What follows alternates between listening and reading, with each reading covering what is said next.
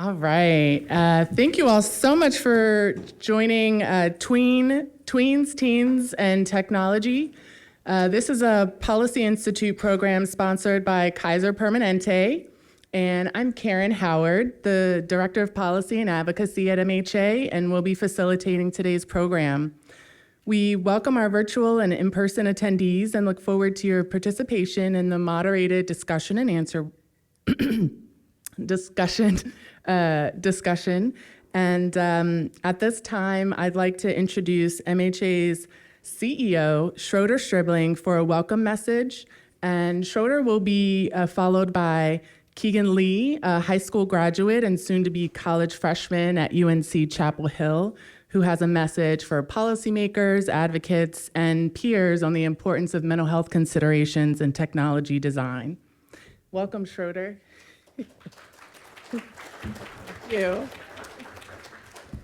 Thank you, Karen, and it's so nice to see all of you here today. And thank you, Karen, and the policy team for the work that you do every single day and for organizing this day. And I also want to second the gratitude to Kaiser Permanente, and thank you, Don, for being here. This is an important conversation, and we are enormously grateful for the support that you've given to enable it to happen here. So I also wanted to say that as you may know, we should announce the title of today. Our 2023 Policy Institute is on tweens, teens, and technology. So we're excited to see so many of you in person and so many of our virtual guests as well. Welcome to everyone. And I especially want to thank our affiliates who are in the room.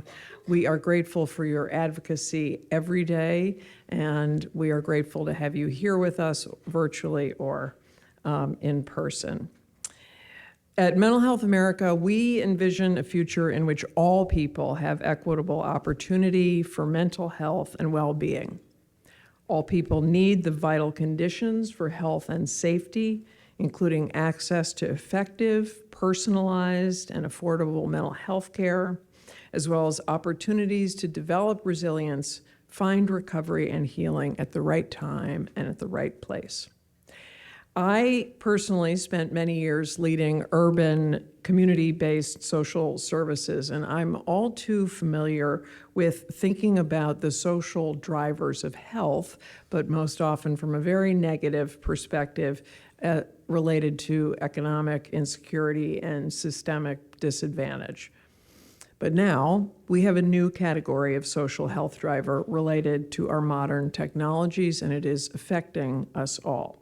So alongside the benefits they may pose, our new technologies pose risks, both in the media they convey and in the degree to which they now mediate our social lives. And our youth are most at risk. Youth and the digital transformation are focal points for Mental Health America and our strategic plan, Next Gen Prevention, and therefore we are especially pleased to be focusing on this topic today. As you know, in 2021, the U.S. Surgeon General declared a youth mental health emergency and listed media and technology as a key area of concern in the advisory. And in his most recent advisory on loneliness and social connection, he also discusses technology, both in its benefits and in its harms. So it's clear this is a significant driver of our mental health in general and our youth mental health in particular. And the mechanisms of this driver are what we are discussing, researching, uncovering, and working to prevent harm. So today we're going to hear from experts and explore research pointing to potential ways of protecting youth against these harms while promoting the benefits of social media and other gaming and virtual reality that they use. We are pleased to be engaged in developing a strategy to ensure that youth are protected online, they have access to accurate mental health information, and they are able to harness the benefits and stay safe. So once again, we're grateful to everyone here in attendance virtually and in the room, and we encourage you to be active in this conversation. If you're in the room when there's question and answer period, there'll be a microphone. Please do be in conversation. If you're virtual with us, Please do be active in the chat. We would love for this to be very interactive. So thank you again for being part of this convening. Pleased to be with all of you. And I'm going to turn it back to Karen Howard. Hello, can you hear me? Hello, can you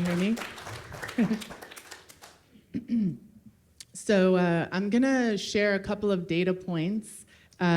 Data from MHA's online screening program at mhascreening.org indicates that nearly 40% of visitors taking a mental health screening are under 18 years old, and these youth have indicated the top 4 factors contributing to their poor mental health are body image or self-image at 70%, number 2, school or work problems at 53%, and 3, interpersonal relationship problems at 52%, and 4, loneliness or isolation at 50%.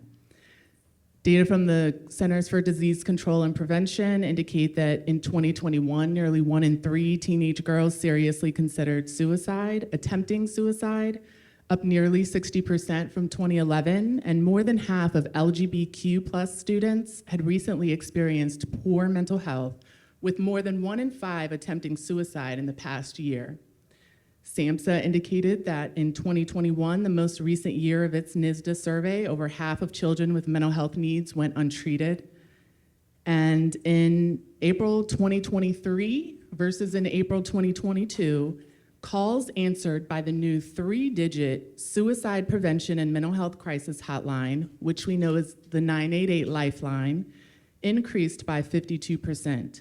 But chats increased by 90%, and text messages answered increased by 1,000%, over 1,000%. It's known that teenagers' preferred method of communication is text over calls. Thus, much of the increase in text outreach could be attributed to tween and teenage youth.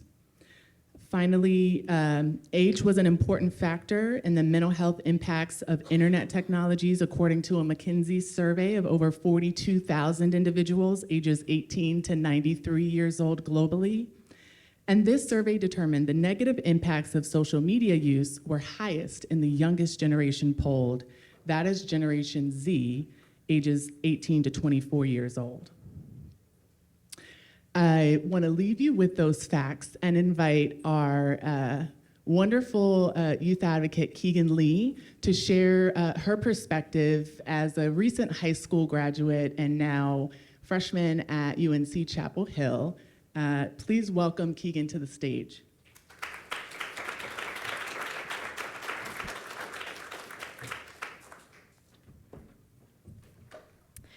Good afternoon. My name is Keegan Lee, and I am honored to be here today in a room with like-minded and driven individuals who are striving to raise awareness about mental health on a global scale.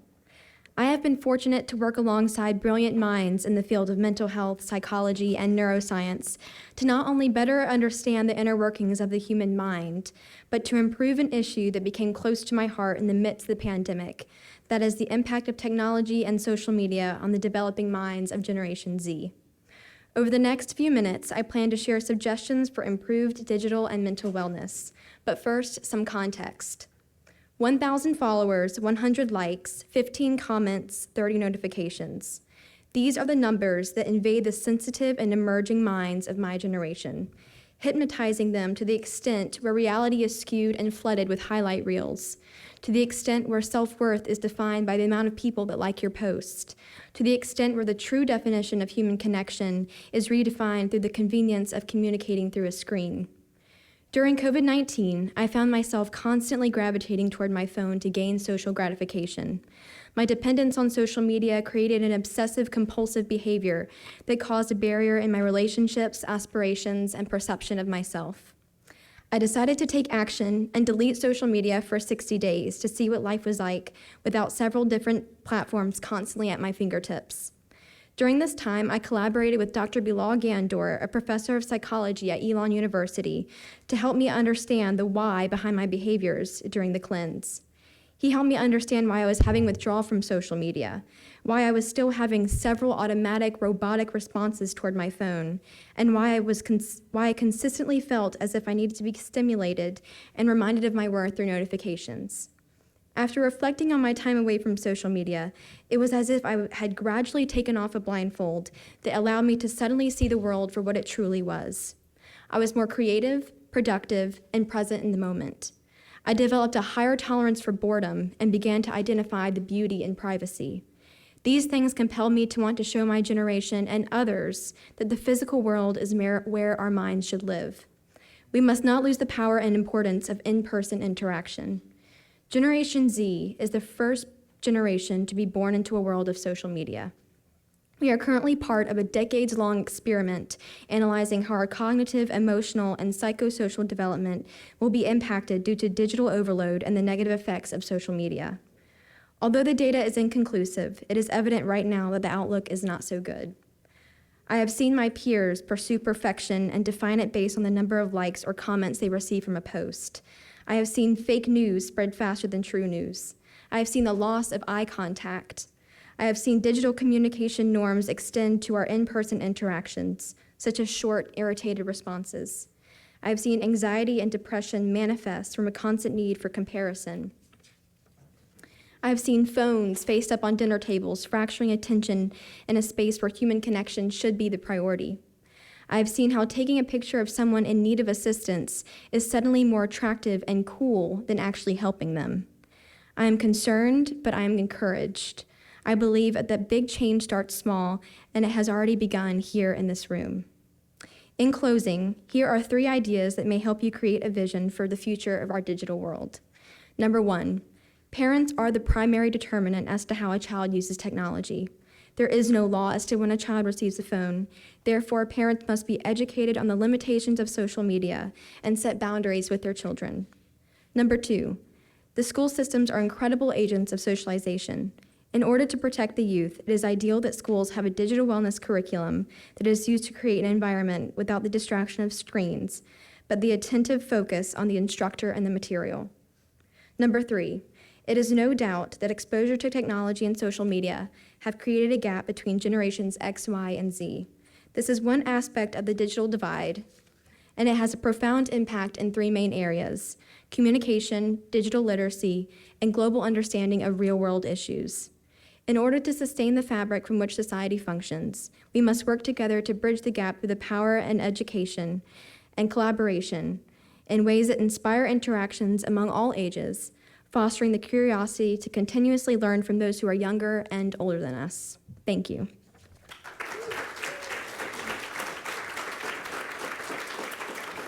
Thank you so much, Keegan.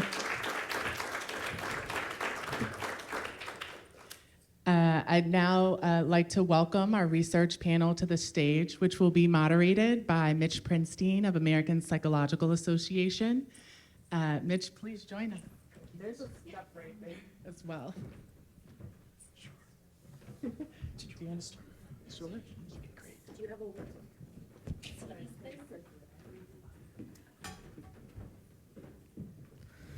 Hello, thank you. I am so excited to be here with this distinguished panel. I was asked to go ahead and give you just a very quick overview of some of the work that we've been doing at the American Psychological Association in this area, and then turn it over to our panel here. I was asked to serve in the role of Chief Science Officer 2 years ago at the APA, and we didn't know at the time that my former life, being a researcher on the effects of social media on adolescent development, would be even remotely relevant. But it turns out that it was an interesting coincidence, because we have had the opportunity to really work in this space to make sure that the decisions that are being made are guided by the science, which in large part has been science from psychology. So the culmination of some of phase 1 of this work has been in health advisory that I'm assuming many of you may have heard of or come across so far. Thanks so much to our co-chair and also to the members of our Rapid Expert Advisory panel to do this work. We were particularly excited that we were able to make sure that this work was done based on the science from a wide array of psychological subdisciplines, including school psychologists, counseling, clinical, child, developmental, and so on.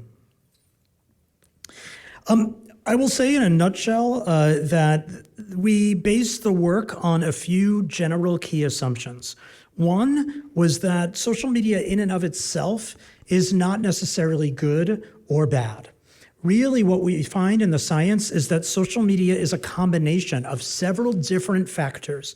It is the inclusion of the content that is posted on social media, the platform functions, things like the like button, for instance, that allow you to interact with that content, and the artificial intelligence that might underlie social media and might drive people through the user experience on social media.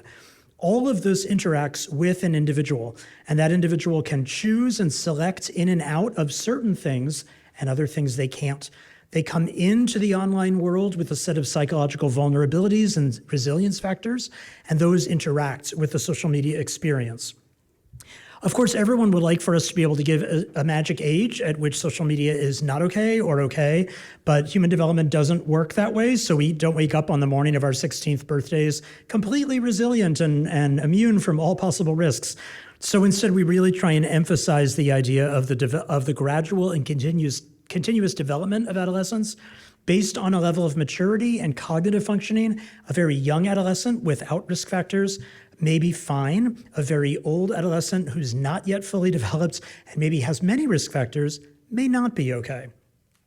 We also wanted to highlight the issue regarding the reflection of societal issues within social media. Social media reflects issues that are happening in our society, in particular things like racism, discrimination, and what we see reflected in cyber hate. It's important to remember that these are not merely, however, being reflected in the content on social media platforms, but the very lens that is used in our everyday lives has also been used for every decision, every algorithm, every filter, every thought that has happened when designing every line of code has been conducted by people, by human beings who have a lens that may have been emphasizing a white default or have been reifying systemic oppression. So we wanted to make that very clear as well. And last, we wanted to indicate that although we don't have cause and effect data available to most social scientists for this, but we have reason to believe that there are causal data that may be available in the platforms themselves that we don't have access to. So as a result, we based our advisory on a much more refined question, which was under which conditions and for which children may there be specific features and content on social media that could be either helpful or could be harmful to kids' development. Well, I'm not going to go through all of the different things that we covered in the health advisory, but you can find it on apa.org. I will say that the question in the scientific literature has gone well beyond social media use and screen time. That is not the question we're predominantly asking anymore. It's more things like, what are the potential benefits? What kinds of social media use may be relevant? Who is most susceptible? How might social media actually point to or guide maladaptive or adaptive behavior? The process of peer influence and how that is exacerbated or attenuated through online platforms. The extent to which digital media is actually causing a very new interpersonally themed stressor for children's lives. The fact that every hour spent on social media is an hour extracted from another social context in which development may have occurred. So we really have to look at the offset as well as the onset. We want to look at problematic social media use, which we intentionally don't call addiction, but you might think of it as very similar, and how social media might be changing brain development. We have many recommendations, which, again, I won't go over here, but one of the recommendations is based on the idea that it is the responsibility of all stakeholders involved, not just kids and not just parents, but also policymakers and the social media tech companies themselves, much like any other product you get that comes with a package insert that says, don't play with this electronic toy while you're in the bathtub, and make sure you're doing this safely. And social media should also have built in ways in which it is teaching people how to use the product safely. We have identified at least 10 areas in which social media literacy may be taught and may help for people to be ready and able and develop the competence necessary to be safe social media users at whatever age is appropriate for their family and community.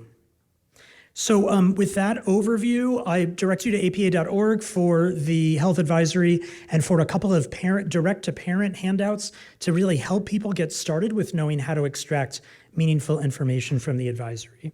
Thank you so much for the opportunity to talk about that work. And now I'm excited that we're going to be talking with some fantastic researchers about what we know and what we don't know on this topic. So, thanks.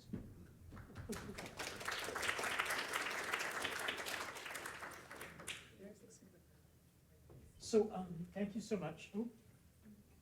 Thank you so much. There's probably a button here. How's that? Yeah. Okay. Monica, can you describe research on social media helping with connection, activism, information, and creativity during COVID, as well as youth perspectives, equity, and intersectionality findings in your research? Yeah, sure. So one of the things that we've done at Pew for many years is to survey teenagers. So in our latest survey we did last year, so this is those ages 13 to 17, to understand their own experiences, to give teens their own voice. There's a lot of conversations around what youth want and what youth need, but it's really important as a social scientist to go directly to your source.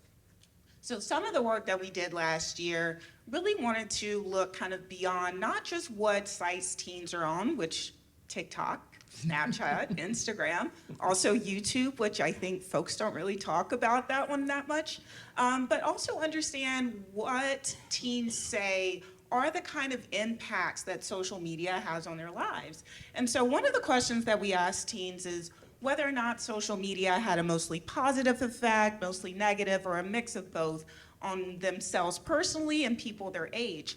And we see that teens are more likely to see its negative impact on others than themselves, and are also more likely to see the benefits personally when compared to ask about the benefits for teens overall. And so we asked a follow-up question to that as well. So why do you feel that way? And so for teens who said social media had been mostly negative for themselves, a lot of the responses centered around it being a distraction, it taking up too much of their time. There are a lot of teens that wrote in experiences with cyberbullying or harassment. Another thing is this idea that social media presents things in a certain way, and they might feel pressure to showcase themselves in a certain way. One of the things that we really wanted to do with this work as well is it's really important to be able to leverage and give voice to the negative experiences that teens are having on social media. But we also know that teens derive value out of these platforms. And so some of those responses when asked about why was it kind of personally important really centered on interpersonal relationships, connections, and also learning about the world around them. So we did see in our open-end responses and focus groups the importance of online activism, particularly for teens of color, as a space to kind of bring light to some of the issues that have been happening in this country in the past couple of years. So we definitely see from teens where we can register that social media is credited with kind of connection and creativity, but there are teens who are struggling with these platforms. Thank you. I'm glad you mentioned the issues around civic activism, and particularly for communities of color. What, if I may ask a follow-up, some of the approaches that people have talked about have been a bit of an all or nothing approach. Maybe we should just take social media away from everybody.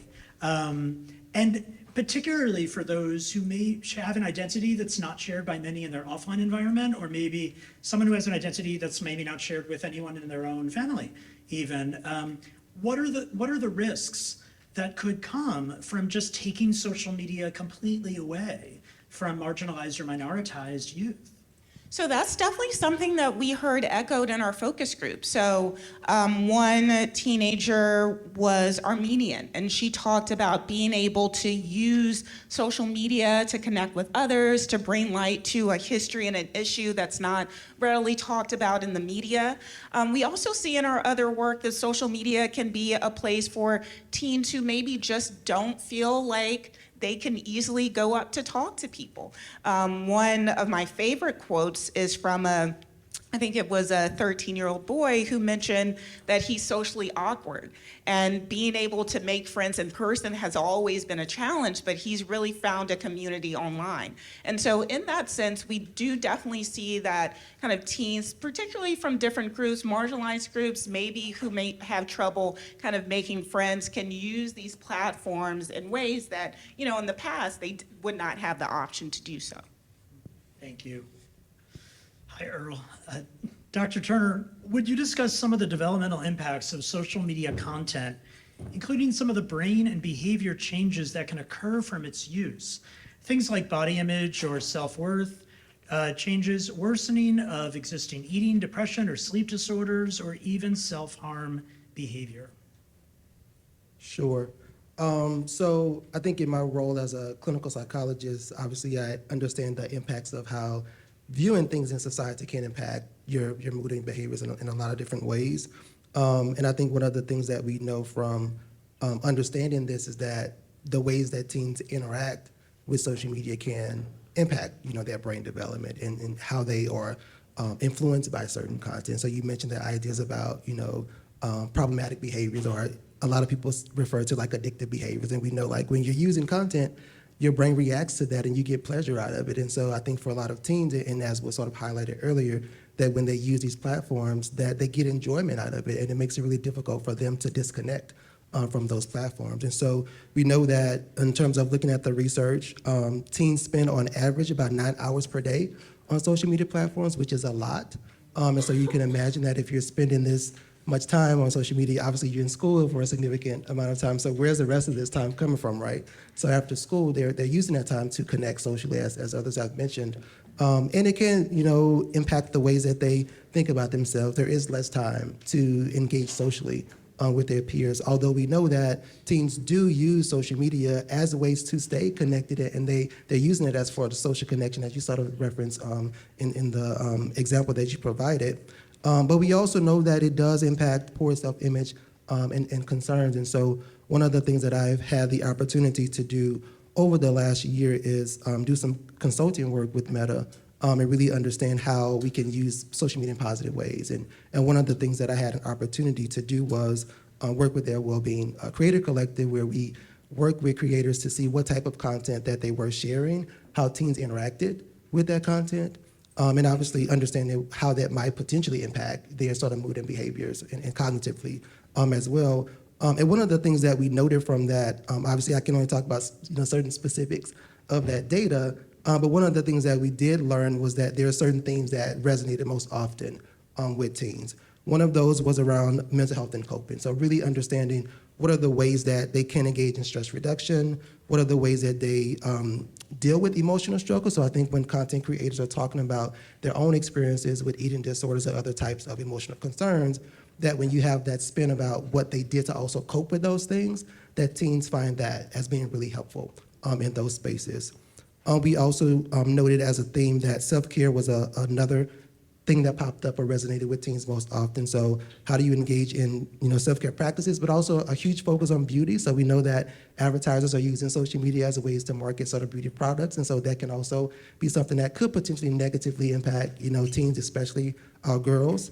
And also looking at identity development issues that have popped up. So we know teens are at this critical stage of development, and oftentimes there are tricky topics that may be really difficult to talk about with their parents, or even their peers may not have the sort of the best information around things that they find that, and they can learn from content creators around how to navigate challenges around body positivity or body image concerns, or how do we talk about really difficult topics around, puberty. So with menstruation and those things for girls, those can be really difficult topics, and when creators are disclosing about how to deal with that those are some ways that they find really helpful and beneficial in those spaces. And then we also know that we look at how teens are engaging and interacting with these platforms, that it is that potential for them to have less time engaged in healthy activities. So I think, as someone mentioned earlier, that parents also have a responsibility to play in this, so that they're really working with teens to not only model appropriate behaviors, because sometimes we're as adults on our phones often as well, and to really create those spaces where teens can sort of learn like what's appropriate amounts of time to spend on those platforms, and that you create opportunities within your household where there are sort of technology-free sort of opportunities where everyone puts away their technology. Thank you so much. That's so incredibly helpful. Do you know of evidence that indicates how some of this information and some of the messaging that's targeted to youth may be done in ways that magnify disparities, or maybe targeting specifically youth from a particular ethnic or racial group or with a particular identity? Yeah, and I'm glad you mentioned earlier about sort of the types of ways that people use social media. So I think one thing that we do need to be mindful of is about this idea about passive use versus active use. So just the idea about like scrolling through your social media platforms may have less of a negative impact on you than if you're interacting with that content in some type of way in terms of liking or sharing it with others, or even posting your own content. And one of the things that we know is that what happens on social media or in sort of this digital neighborhood oftentimes does reflect what happens in their own communities. And so we see, particularly for marginalized youth or youth of color, that they may reside in communities that may be experience high violence, et cetera. And so you'll see, according to some of the research that exists, that 65 to 80% of youth report some type of exposure to sexual, alcohol, drug, or violence-related content on social media platforms. And so we do need to be mindful about, again, what types of content kids are consuming. And one of the things that I encourage parents to do is not just tell their kids to get off of social media, but use it as an opportunity to talk about what type of content are they consuming. Because it may be that they are using it in positive ways, but then it may be these negative things that are also popping up, which they don't have any outlets to really discuss that. And so being able to engage in that dialogue with parents can really be helpful to understand some of those sort of negative moments that may be more highlighted. Thank you. Fred, can you talk about how online platforms that offer peer support can be used to teach positive coping skills or attitudes that supports the mental health of youth, particularly from youth from the LGBTQ plus community? Yeah, happy to. I have a few slides if that's okay. Just wanted to go there. Think you had your slides too. Yeah, so just a little bit, I'm with Hope Lab, and Hope Lab is a social innovation lab and impact investor working to support the mental health of young people, especially those LGBTQ and BIPOC youth. And we've been around for about 20 years. We've been developing products to improve the health and well-being of adolescents and young adults, and really looking at how can you leverage technology in really positive ways to affect change. And we go all the way back to a video game we made for kids with cancer that was all about helping those kids understand what was going on inside their bodies, but letting them know there were ways they could actually affect change. And so I think we always have to remember there's a lot of negative discussions about some new technologies, and yet they can really be powered for good as well. So how do we make sure we're really developing technologies that can do that and mitigating the harms? And we envision a world where young people all across the board, but in particular BIPOC and LGBTQ youth, are free from barriers and really are able to thrive overall. So what do we know about Gen Z and how they help, how they seek support? Young people are more likely to report having a behavioral health diagnosis in this generation, but much less likely to report seeking treatment. And Gen Z actually is almost twice as likely to report not seeking treatment for a behavioral health condition than millennials. And there's lots of reasons for that. Their developmental age, whether they have the resources to do so, whether they have the agency to do so, many reasons for that. But we also know many Gen Z are using social media as a first step in finding support for mental and behavioral health challenges and to find community. A survey from McKinsey released earlier this year reported that many Gen Zers were turning to TikTok or Reddit to seek advice from other young people, following therapists on Instagram, downloading health-focused apps. So that is happening, and kids are looking for this stuff. They're going to the places that they use every day to find that support. Sometimes some of it can be misinformation, so that's always the problem. So how do we balance that, and how do we get more of the misinformation out of there so they're getting really evidence-based practices? And I think that's where digital tools and peer support can really play a role. So what we know about LGBTQ youth, social media, and mental health is that LGBTQ teens are especially likely to be turning to the internet. The internet is literally a lifeline for some of these kids. They are afraid of the dynamics that can play out in their own families, where they'll feel rejected and isolated, and that can actually contribute to much more serious mental health conditions. So we need to figure out, how do we serve those young people and give them access to services and resources that could really empower them and make them feel affirmed and wanted and loved and all the things that they're craving. We also know that about 80% of LGBTQ youth wanted mental health care in the last year, but 60% of those who wanted it were not able to get it. And these gaps are even larger for LGBTQ youth of color. So it's just really important to remember all of this as we have this discussion about social media.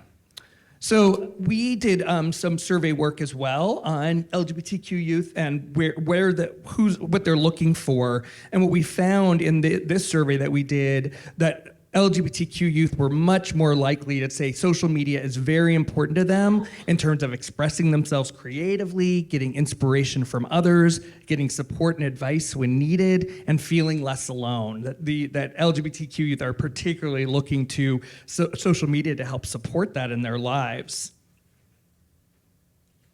So what I want to turn to is, but what we can do is, what are the ways we can develop platforms that can actually be beneficial to these youth? So a few platforms that are out there. One is called Q Chat Space.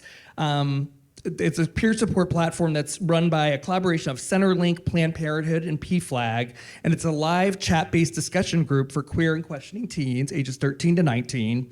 The conversations are facilitated by a trained staff member, though this is not therapy. It's really facilitators who can help offer chats that are caring, identity-specific support, and with other peers, and really moderate those conversations. And participation in Q-Chat Space doubled during the pandemic, not surprisingly, as youth couldn't get out and meet with each other in person or go to support groups at a local LGBTQ center or whatnot. Turning to having this digital solution was really critical, and continues to be critical for kids who live in places where they can't go to an LGBTQ center, or live in families or spaces where they're just not able to get there. So these digital tools can be really critical. Another one I wanted to talk about is one we helped develop with Centerlink and with the It Gets Better project called IME. It's a free web tool built for and with queer teens to help them explore their identity and support their mental health. And users learn coping skills, they hear stories from real LGBTQ teens, and explore resources that will affirm their identities and boost their mental health. We co-created this with hundreds of teens who are going to use it, and you can see a few quotes here from young people who have got what they got out of that experience. And again, this was not a social media platform in this case, but we did build a lot of community building parts into it, a lot of stories directly from LGBTQ as a way to go there. And what we saw was really positive outcomes in a study that we ran, a randomized control study that showed that folks who used IME versus those who just got a set of resources that already exist on the website, on the web in general, that were just nicely curated and put together, were much more likely to say they were more likely to feel like they could cope with stress. They had strategies to deal with that stress. And that's what's really important, is to give these kids the coping skills and the tools they need to feel affirmed, and that they can act. And when what's called minority stress comes up, that heightened level of stress because you're part of a community that's being persecuted or discriminated against, they have resources for that. Finally, Trevor Project, which many of you know as a major suicide hotline for LGBTQ youth, they have a online community called Trevor Space that's been used by hundreds of thousands of LGBTQ youth. And again, really supportive space. And there are amazing quotes from young people saying, literally, this is helping to save our lives. So I think I'll stop there, but those are a few of the examples of peer support spaces. Thank you so much.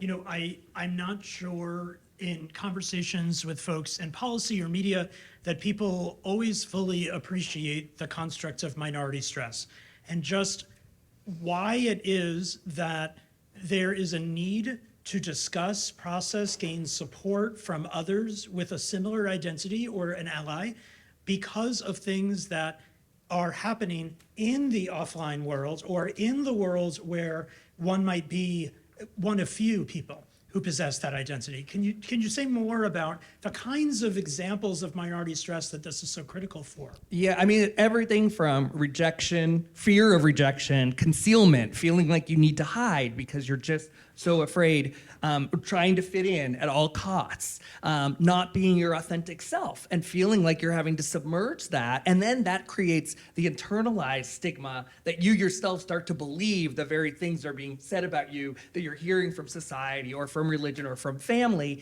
get integrated, and then you are yourself judging yourself in these really harsh ways. So that's why online tools are so critical, and social media is really critical for those youth who are seeking like just some affirmation, some validation, some representation of themselves out there. An ability to be themselves. Yeah, exactly. Thank you. Exactly right. Dr. Yules, can you provide additional insight into how media impacts youth's behavior, youth attitudes about digital media, and what role caregivers and parents have to educate and influence youth behaviors online? If you happen to have preset slides for that, what a wonderful I don't coincidence. actually, my slides are, can you hear me? Are a little bit different, but I will give context on parents and just a little bit about me. I'm a former movie executive, and then I got a PhD in developmental psychology at UCLA. I have been studying social media since 2009 when I started getting my PhD, and my daughter was 9. So in 2012, she got her phone. I'm studying this stuff in real time. It was the ultimate in project-based learning, I'm telling you. So, and I was a terrified parent, terrified. And if you look at my early studies, which got national, international attention, they were based on what she was doing, staring at her phone all the time. And then she turned out okay. And there was a lot more research coming out. And the research about marginalized communities came out. And my child, who now identifies as they, was on social media, on gaming, and I was terrified on Minecraft. And I thought, oh, gee, they're addicted. They turned out to be socially awkward kid. They turned out to be the valedictorian in their school and is at Columbia. So, sample size of 2. But the research is, really sort of reflecting what I experienced. And I really feel, and I wrote a book called Media Moms and Digital Dads, a fact, not fear parenting approach for parenting in the digital age. Wrote it a long time ago, and it is still relevant because it is based on psychological theories like social comparison and need to belong, that all these things that social media does, they're reflecting the world of these kids. And I'm going to give you one quote before I go to my slides. It was from a Common Sense focus group. And it said, the kid was 15, and they said, all the adults think I'm addicted to media. I'm not addicted to media and technology. I'm addicted to my friends. So it is very developmentally normal for kids to be doing this stuff. So this is me. I founded and you heard I was a media executive, and then now I'm at UCLA. And what we do is we bring together these 3 different groups, and we focus on adolescents, 10 to 25. National Academy of Science defines adolescents 10 to 25, and so we're going with it. And we bring together scholars, storytellers, and adolescents to lift up the adolescent voice and bring them to the table and help support research insights for storytellers who make content for adolescents, who are not, as a former movie executive, they are not considered at all in the process, and we feel they should be.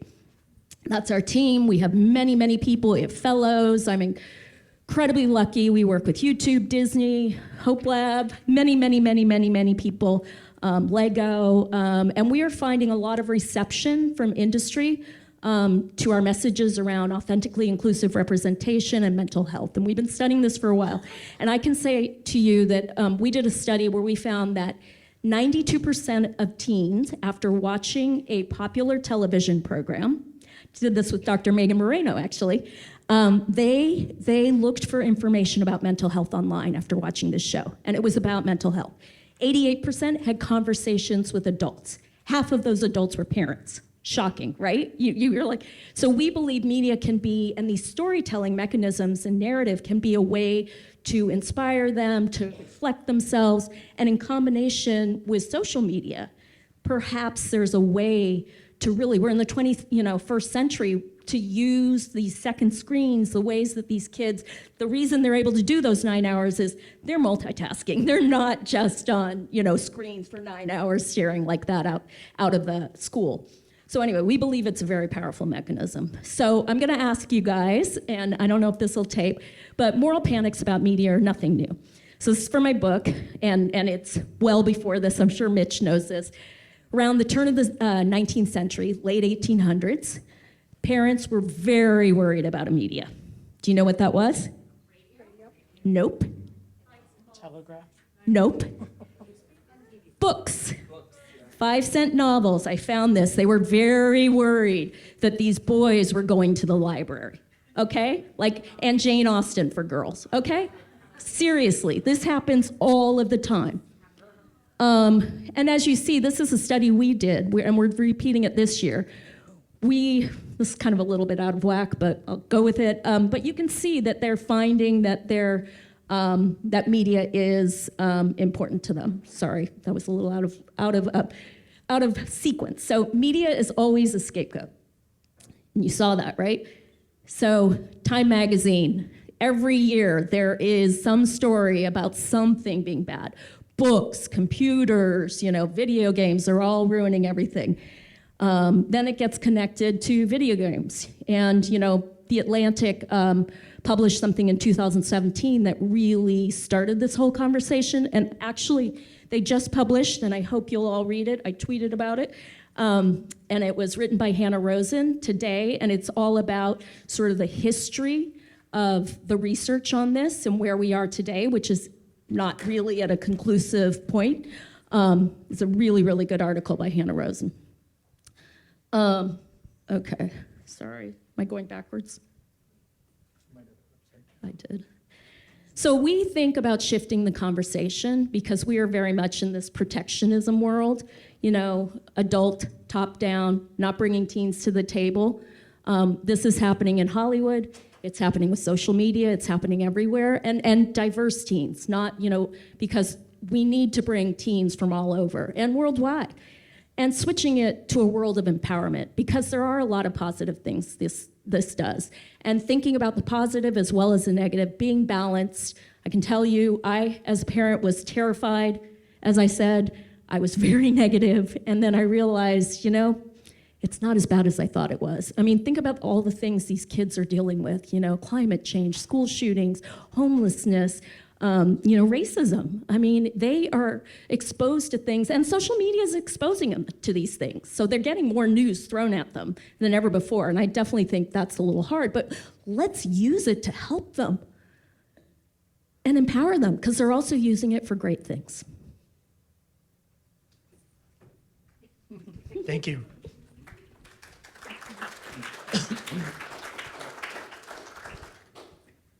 So what do we think is the role for parents? Oh, I didn't do that, sorry. So the role for parents. So I would like to, actually, Dr. Moreno did a really great study where she looked at, I think, 6,000 young people and their parents, and she asked questions about their physical and mental health and wellness and their media use and communication styles, and she asked parents as well as teens. And what she found was there was a huge role for parents. And in fact, so she did a latent class analysis, so that grouped teens into two groups. One group she called the at-risk group, and that was almost a third of the teens. And one group was the family engaged group. So the family engaged group had open communication, their parents were modeling appropriate social media use behavior and not using it too much. They had they had content rules rather than time limits, things that those of us that talk to parents have been saying for a long time. And then the at-risk group, it was sort of the opposite. So there is a role. Role modeling is really important. Think about your own use. Think about the content. Give them agency. I think Dr. Turner talked about that. Teach them how to make good choices. Don't take it away from them. My parents let me watch 1 hour of TV a week when I was growing up. Guess what I did? Went next door, watched TV all day, and now I spent my whole life in media. So we know this can backfire. So anyway, so there's a huge role for parents, and in fact, I think it's one of the most important things, sadly, because as a parent who was freaking out about it, it's so challenging, it's so hard. So we need to teach the parents as much as the teens. And we know our kids. We know what's best for our kids. Yeah. If I can add on that, so one of the questions that we asked teens in our survey about cyberbullying is kind of which groups are doing a good job in addressing it. And parents were the only group that we saw a majority of teens said that they thought their parents, that this group was doing a good job. Majority said that social media companies were failing, that teachers were failing, that politicians were failing, but we often see in our surveys that teens do give parents credit with being there, and they're often on the front lines as well. That's really helpful info. Yeah, two things that I've noticed in working with parents. One is that, and I wish I had a quantitative data point on this, but I don't, but one is that the vast majority of parents say that they have let their kids online because they were afraid that they would be the only kid who is not online. So we have in psychology, we call that pluralistic ignorance, and we have a whole kind of phenomenon going on right now where everyone is engaging in behavior for reasons they think are individual to their own attitudes, rather than recognizing that everyone could make the decision together to say, why don't we wait, for a little bit. I know of no psychological data to indicate that kids who are kept off are at risk. In fact, we're starting to see in our data a little bit of a backlash in the case that the most socially competent and popular kids are actually the ones not on social media right now.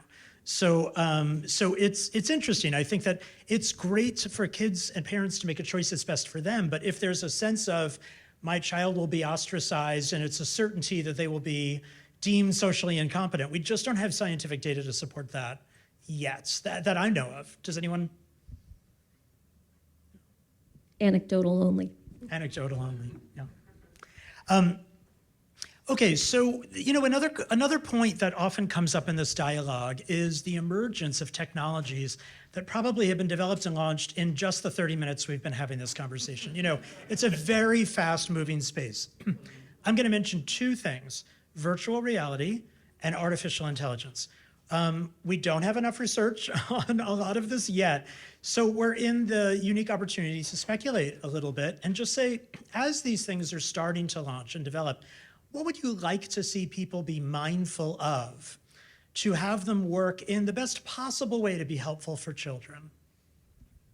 Yeah, really important questions. What we know is that online youth, LGBTQ youth, and youth of color are experiencing hate speech, are experiencing all sorts of negative. 69% of Black youth often or sometimes said they encounter racist content online. 74% of LGBTQ youth often or sometimes encounter homophobic content on social media. So I think we need to really think about, as virtual spaces are being developed, as AI is being developed, how are we trying to prevent that from happening to the same degree? What can we put in place to, one, deal with the algorithmic biases that may be playing out within AI? That's really important. And also, in virtual realities, how can we leverage it for the good sides, but also protect against some of those negative parts of it? And extrapolating a little bit, there are more and more virtual reality designed experiences to help kids actually play out social interactions that can actually then be translated into the real world and give them more confidence in those social reactions. So I think there are, again, ways these can be designed in really powerful and positive ways,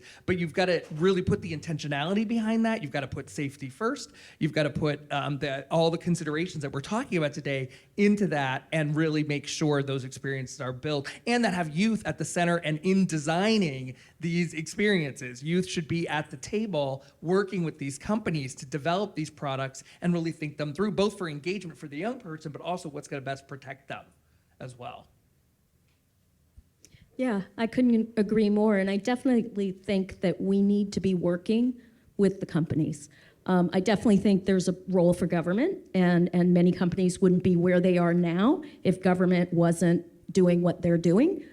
But I think working with, Earl does that, I do as well, trying to get sort of those mid-level managers who really do have, that's what I was, heart in the right place, trying to get them to do what they want to do, which is have a positive impact on the world. But we do need to bring youth to the table.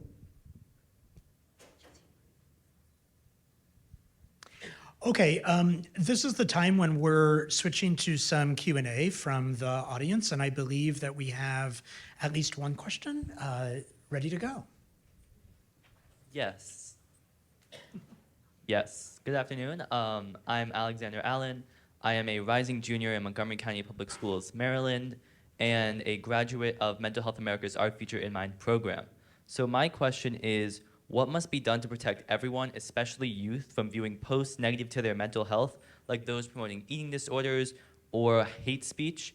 And how does our growing connectivity as a society just make mental health more prevalent than it was years ago?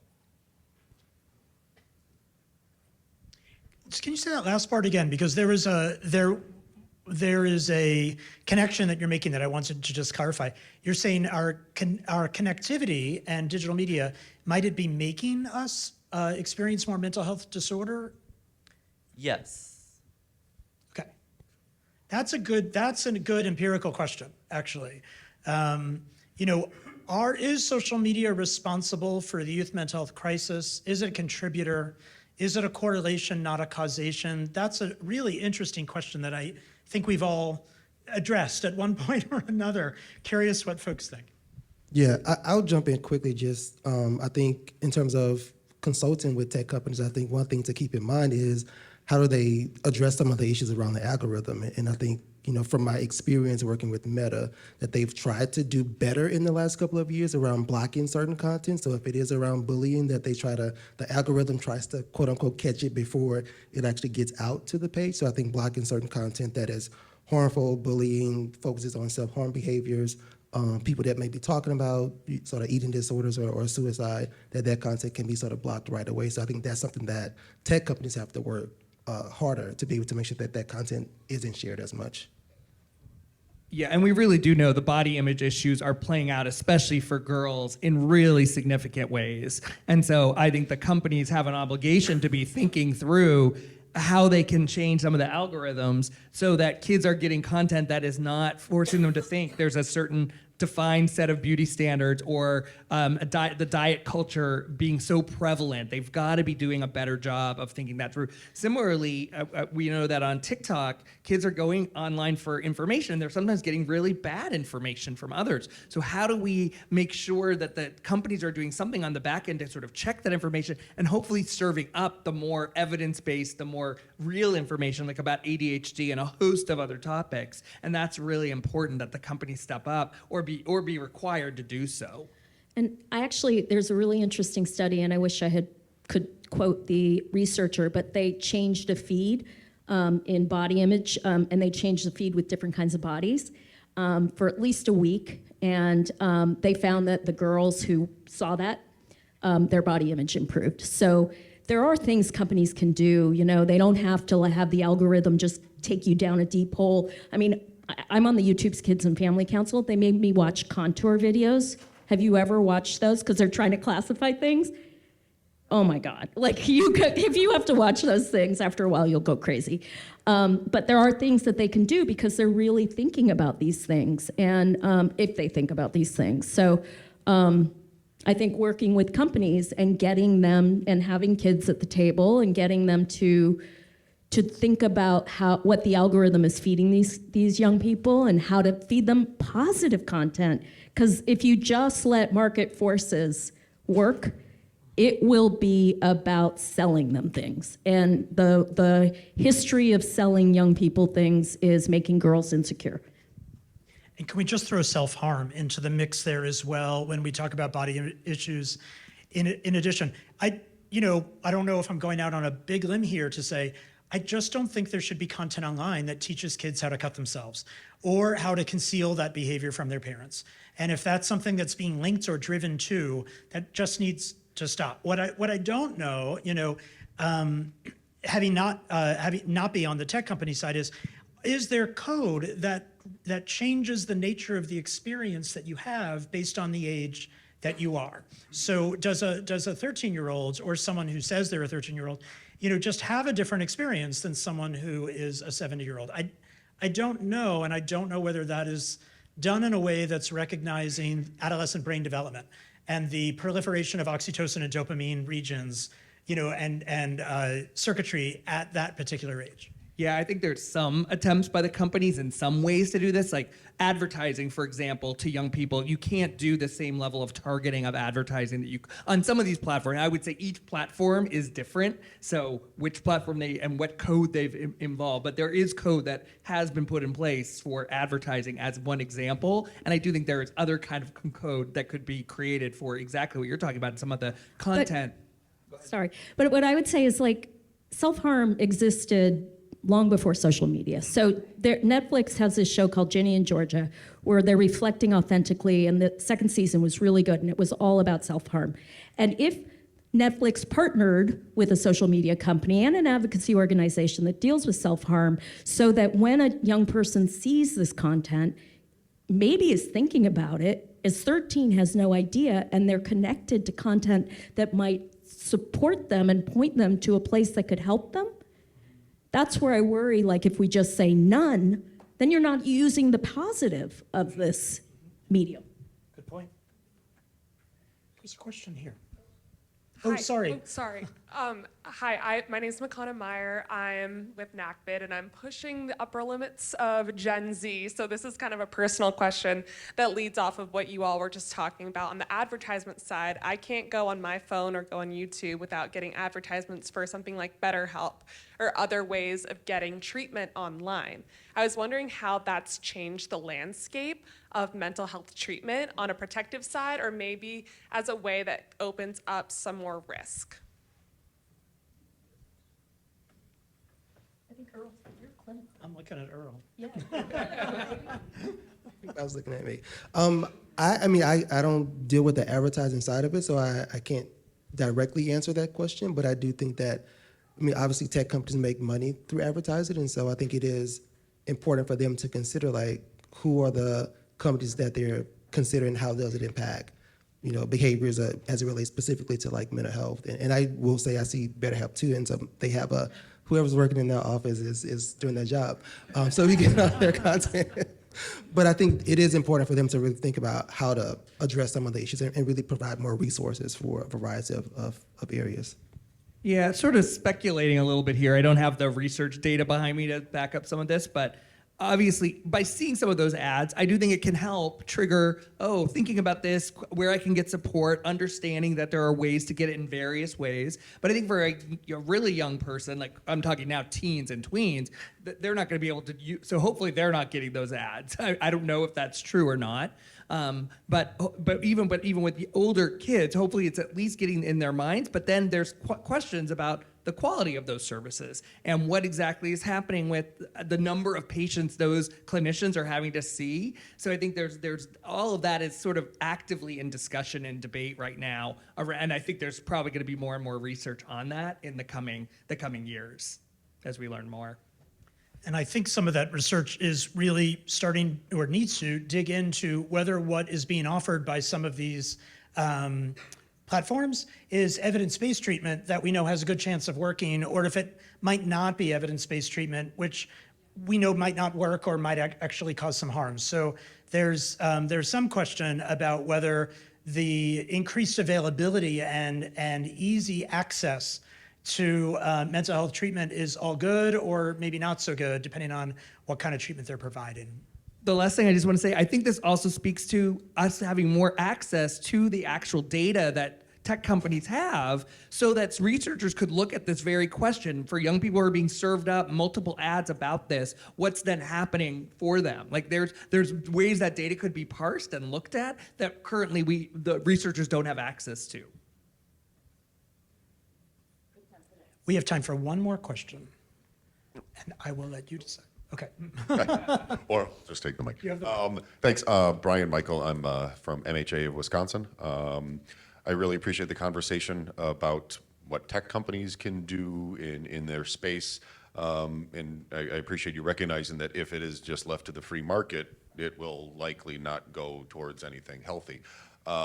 So my question is, especially related to the companies limiting use of language and things, while at the same time we're struggling to help people to learn just to talk about suicide and to destigmatize the word, yet there are some platforms that simply ban a post that even contains the word suicide, even if it's for advocacy or promoting awareness. So I'm just wondering from the panel where you might see any common ground or ability to kind of make those two work together.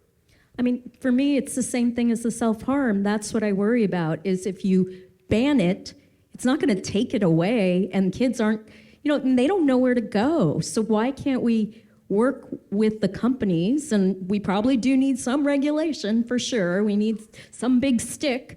But why can't we work with them to make sure that they find content that's helpful, that gets them to resources, that gets them to conversations, that gets them to a place? And not every kid needs therapy. Not every kid responds to therapy. There are lots of different ways that they can be helped. And but they need to find that. And if it's gone, where are they going to go? Yeah, I mean, a lot of conversation around LGBTQ issues, for example. Some places may start banning certain words of younger kids because of that, and we've seen that play out too. So, I mean, we have to be really careful here about there has to be nuance to how the companies looks at this stuff, and that may prove challenging for some of the coding because there may need to be some human moderation, or at least some different ways of doing it than just the outright ban on a word. Yeah, and just quickly to add to that, I know we have to wrap the panel, is that will be a good use for AI. So I think one of the things that has happened in terms of my own consulting is how do we flag certain content? And also I think like they could get better at flagging certain content. So maybe there's a conversation about suicide that talks about my experience of having these thoughts, but I sought help, for example, which might really be helpful to change that conversation. So I think those are things that, again, tech companies have to think about, like how do you use some of those nuances about where certain content, should they continue to let out or how they should sort of block certain things. Thanks, MHA, for inviting us all here. One more? Oh, one more. Okay, wait. Great panel. My question actually goes to this very specific of how we cannot generalize, and I completely agree. I mean, and it started with the interest in the social determinants of health. So it's very, very different to have a kid that have many alternatives for behavior in actually diversifying what they're going to get exposed to one that doesn't. And in the latter one, there are not many other alternatives. And to me, an aspect, so we need to really contend on if we are going to have prevention messaging, we have to provide alternative for those that don't have them now, because otherwise it becomes a very theoretical issue. I mean, I think if we are building social media today from scratch, explicitly with the purpose of it being a health promotion intervention, imagine what we can do. Imagine the use of code, the ability to garner people's attention for a long period of time, the ability to bring in kind of a large group of people to agree with and elevate, adaptive comments. There's so much potential to use the platforms to do things like to teach about mental health, to normalize some of the concerns about mental health, or to point to accurate medical information. I just personally don't know where our free enterprise capitalist, kind of ideals and youth mental health and needs, how that can collide in the best possible way so we can get an outcome that's actually advancing youth development. I don't think the platforms are made for that purpose explicitly initially, so I assume that there's a pivot that needs to be made if that were to truly become a primary goal for these platforms. And I would just say, bring some of those adolescents there as well, because if you want the messages to resonate, if adults are creating it, it's not going to resonate. And also maybe bring some content creators, influencers, bring some people from Hollywood who I'm very engaged with, people who know how to engage young people, bring them to be part of the messaging, because otherwise it's going to feel, especially for adolescents, just adults are whining to me again. I just want to briefly add to that, because I think one of the things that we learned in my role consulting with Meta was that teens are not looking for mental health experts or physicians to get this health information. They're looking for these creators. And so I think it is ways that these tech companies can maybe partner to provide, like, what are the types of things that creators need to talk about as it relates to mental health or other medical issues that they can provide some accurate information that teens are going to be looking for.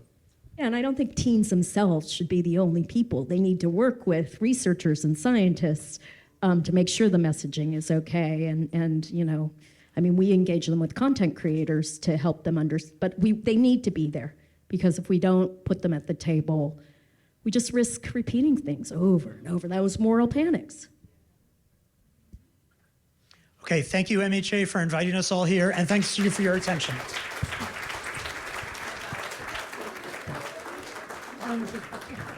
No, you're great. Oh, they want to do a photo. Oh, okay. You were so great.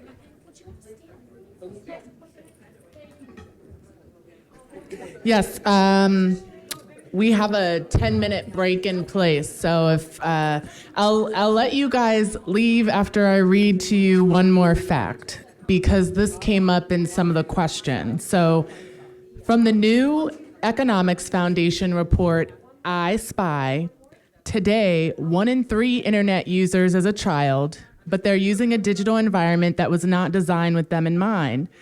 And unless we take active measures to limit this everyday activity on the web, it's recorded and tracked, as one of our question askers said. And Alphabet, the parent company of Google and YouTube, generated almost 84% of its 2020 revenue, around $135 billion, from online advertisements. Facebook, or now known as Meta, generated over 98% of its 2020 revenue in that way, almost $70 billion.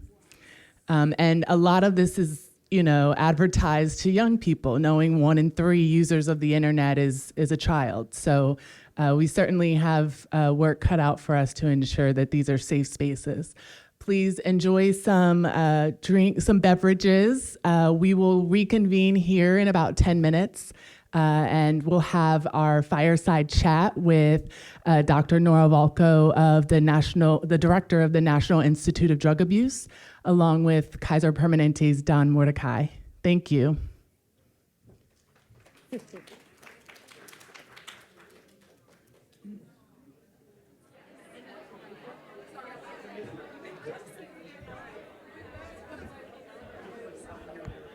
All right, we will get started now with our next session. I'd love to welcome to the stage Don Mordecai from Kaiser Permanente, as well as Dr. Nora Volkoff of the National Institute of Drug Abuse.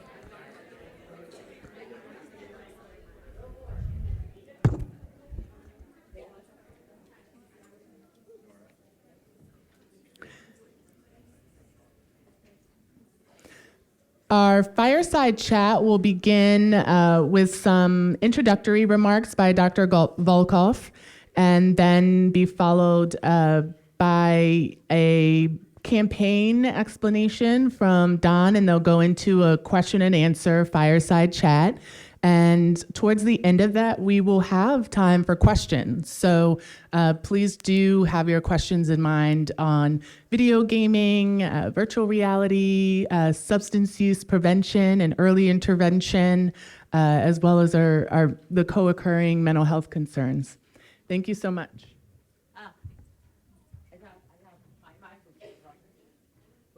Good afternoon, everyone. I'm Nora Volkoff. I'm director of NIDA, and it's a pleasure to be here today, and I've enjoyed very much the presentation.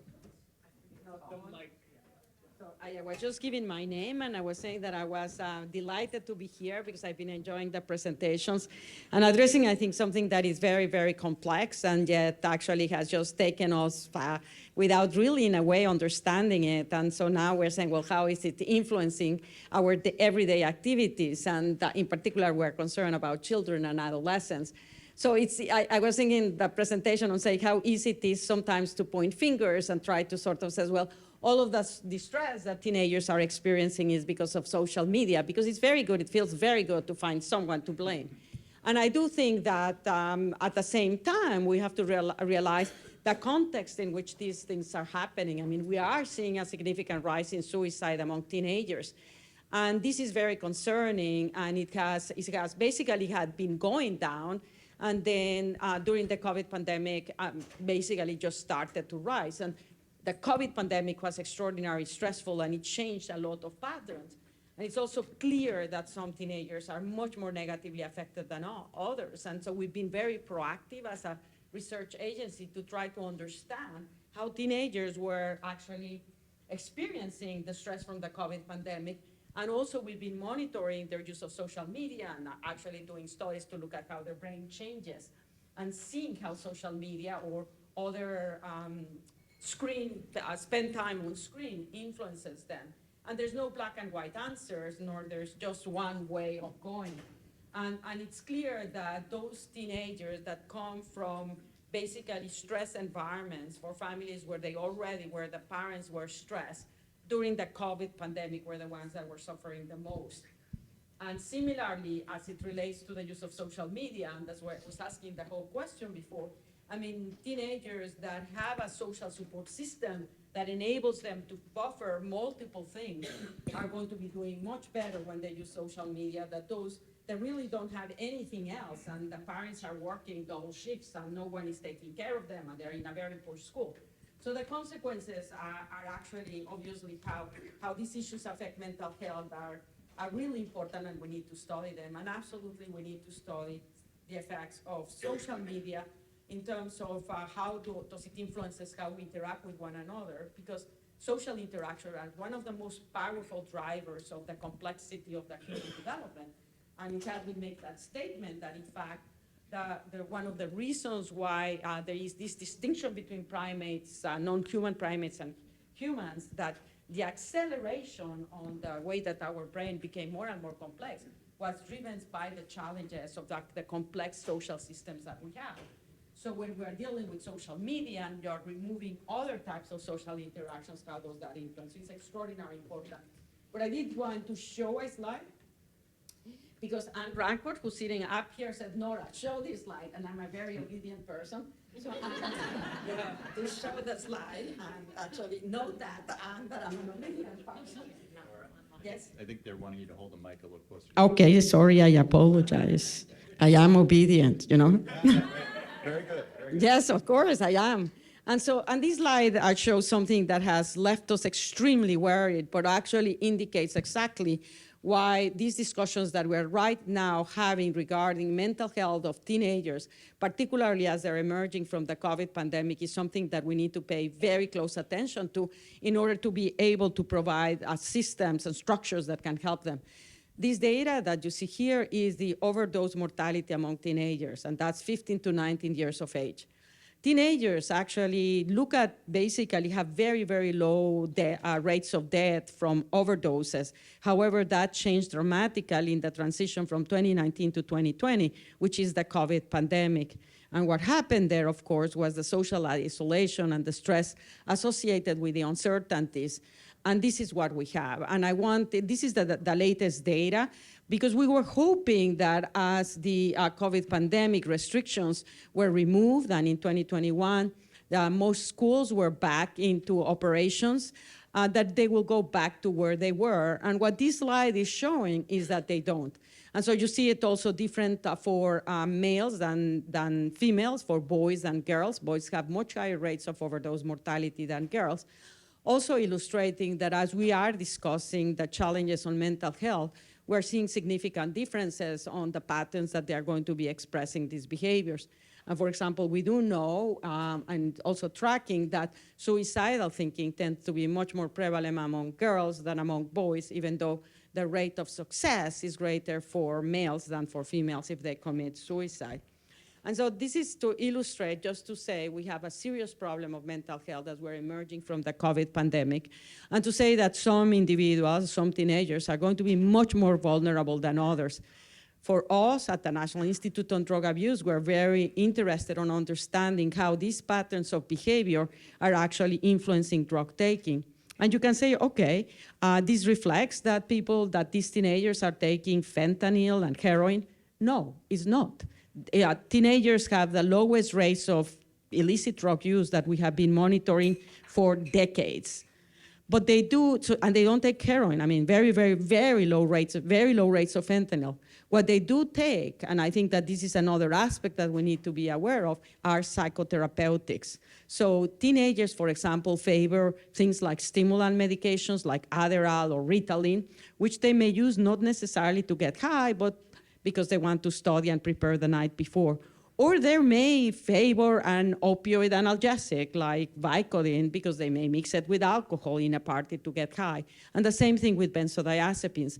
And as illicitly manufactured psychotherapeutics are now being brought at very high quantities in our country, that basically are disguising fentanyl. There are fentanyl pills that are being sold as Adderall at much lower prices than what you get in the market. You can see why these teenagers are now getting vulnerable to dying from overdoses. And as I was putting all of these things in my brain and sort of says, well, how does video gaming, because it's what we're going to be speaking here today, relate to, for example, the pattern of drug taking? And I think that this is, initially we were saying one of the concepts that had surprised us that a lot of people don't know is the rate of drug use among teenagers in our country has been going down significantly. And so one of the questions that we asked was, could it be that teenagers are now looking for alternative reinforcers, like video gaming? And as a result of that, they are less likely to actually take drugs. And we don't really have a correct answer to address that. What we do know, and I was discussing with Don just before this, because it obviously jumped into my brain, to what extent some of these social media then can promote the use of certain substances. And in particular with video gaming, the extent to which the use of stimulant medications may be seen as something that could be potentially enhancing their abilities. And so the complexity in terms of how to address the potential positives of social media, which have been shown by multiple studies, including the fact that video gamers have higher reaction times, not surprising, that they do better at working memory, not surprising, while at the same time suffering a higher rates of anxiety and depression. So this is just to say that it feels very good to demonize something and to make things into black and whites, because then we don't have to struggle with the grayness and the dimensionality of things. But that's not how biology works, and that's not how our brain works, and that's not how our society actually works. So. Right. Here for a second. So, or if I the clicker. All right. Good afternoon, everybody. I'm really happy to be here. Really honored to be here with Dr. Volkov. I wanted to thank Mental Health America for hosting this, Karen and Schroeder, if you're still here, and Mary. It's just been incredible. And I thought the panel beforehand and Keegan, I mean, what great introductions to these complicated topics. And as Nora just told us, we're not going to get any simple answers, so sorry if you were looking for that. It's time to leave. So we wanted to show you just quickly, Kala's story. This is a piece of media that we did in concert with adolescents, gamers, and Cloud9, which is a gaming organization, as something we called Presence of Mind, which was a first ever, we think, attempt for a healthcare organization to partner with a gaming organization to try to have a positive influence. A lot like what we were talking about in the panel last time. It's like, if all these young people are out there gaming spending a lot of time doing that, can we embed positive messages in that process? Can we borrow influencers from gaming organizations to try and address that? So I just wanted to show you this clip. Yo, my name is Kala, and I grew up in a household full Can we turn that of up? alcohol abuse and drug abuse and pretty much everything else that you could possibly think of that's negative. I kind of went through that as a kid. And I spent my pretty much whole life just dealing with, feelings of not being good enough or just like self-worth issues, self-doubt, all that sort of stuff. And it wasn't until last year, in the middle of COVID, I was in Los Angeles and my brother took his life in Canada. And it was his funeral day, and I was stuck with the choice of just continuing to isolate in my house in Los Angeles or just open up. And for the first time in my entire life, I opened up. I turned on my Twitch stream and I cried and I talked about all of my feelings and my issues, and I wrote a song about my brother on my stream. And it wasn't until that day that I realized how important it is to not isolate and to actually open up, and that it's okay to talk about your feelings. And then shortly after that was the first time that I sought professional help through therapy. So after that moment, it completely revolutionized the way that I thought about mental health and the way that I thought about myself. So if there's anybody out there listening to this, it's okay to seek professional help. It's okay to be feeling awful, but you don't have to stay that way forever. And I highly, highly encourage you to ask for help.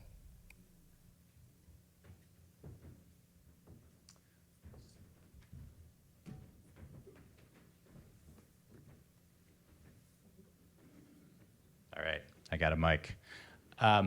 So that's the kind of media that we produced and put out into the world along with Cloud9. We had about, we also did educational videos, interactive videos. We had about 250,000 young adults go through at least one of our trainings. There are 5 trainings in all. You can find them at #PresenceOfMind on Twitter or Instagram if you want to do that. And at its height, we had 56 million impressions. I'm a little unclear about what impressions actually are, but 56 million is a lot, right?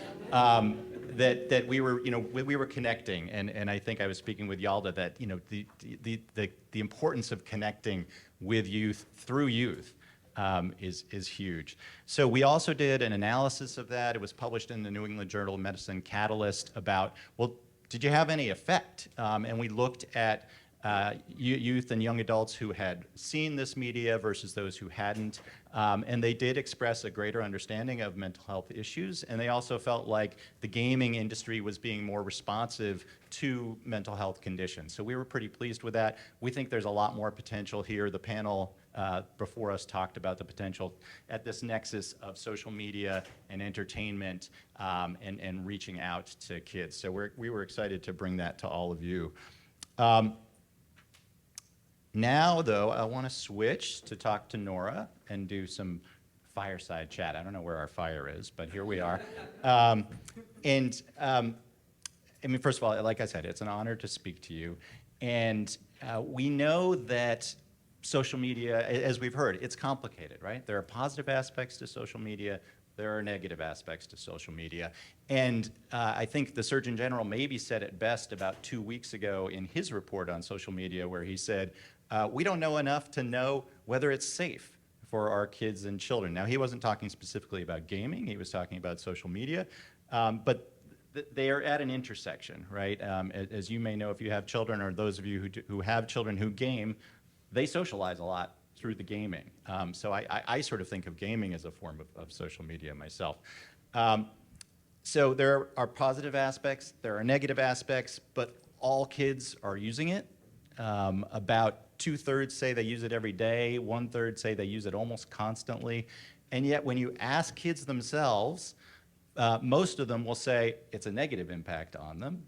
Another chunk will say it's neutral. Only about 14% said it was positive, which I found kind of interesting. So here they are using it all the time, but if you ask them, they say, it's maybe not so great, or it's kind of neutral for them.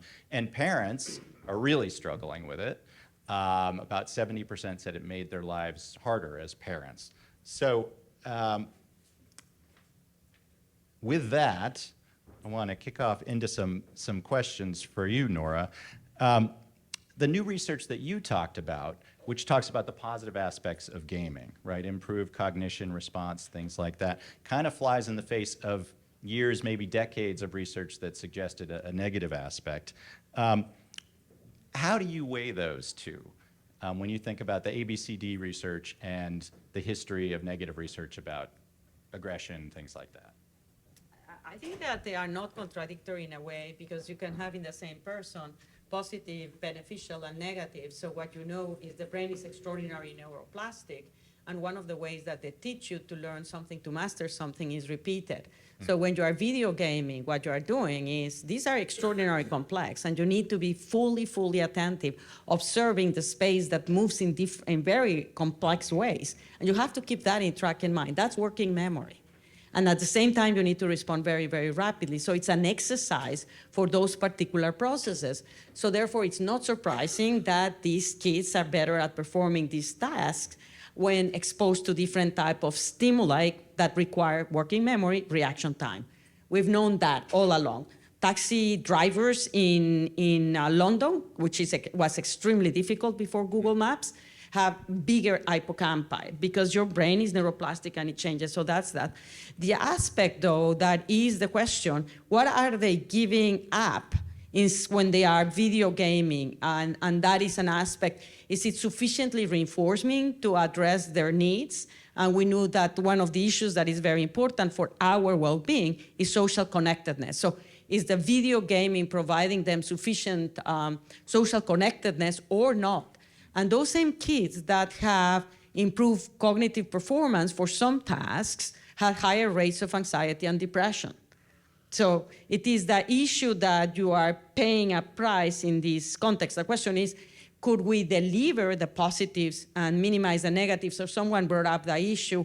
I think the notion is what started first. Could it be that kids that are very depressed are trying to auto-medicate by video gaming because it makes them feel better?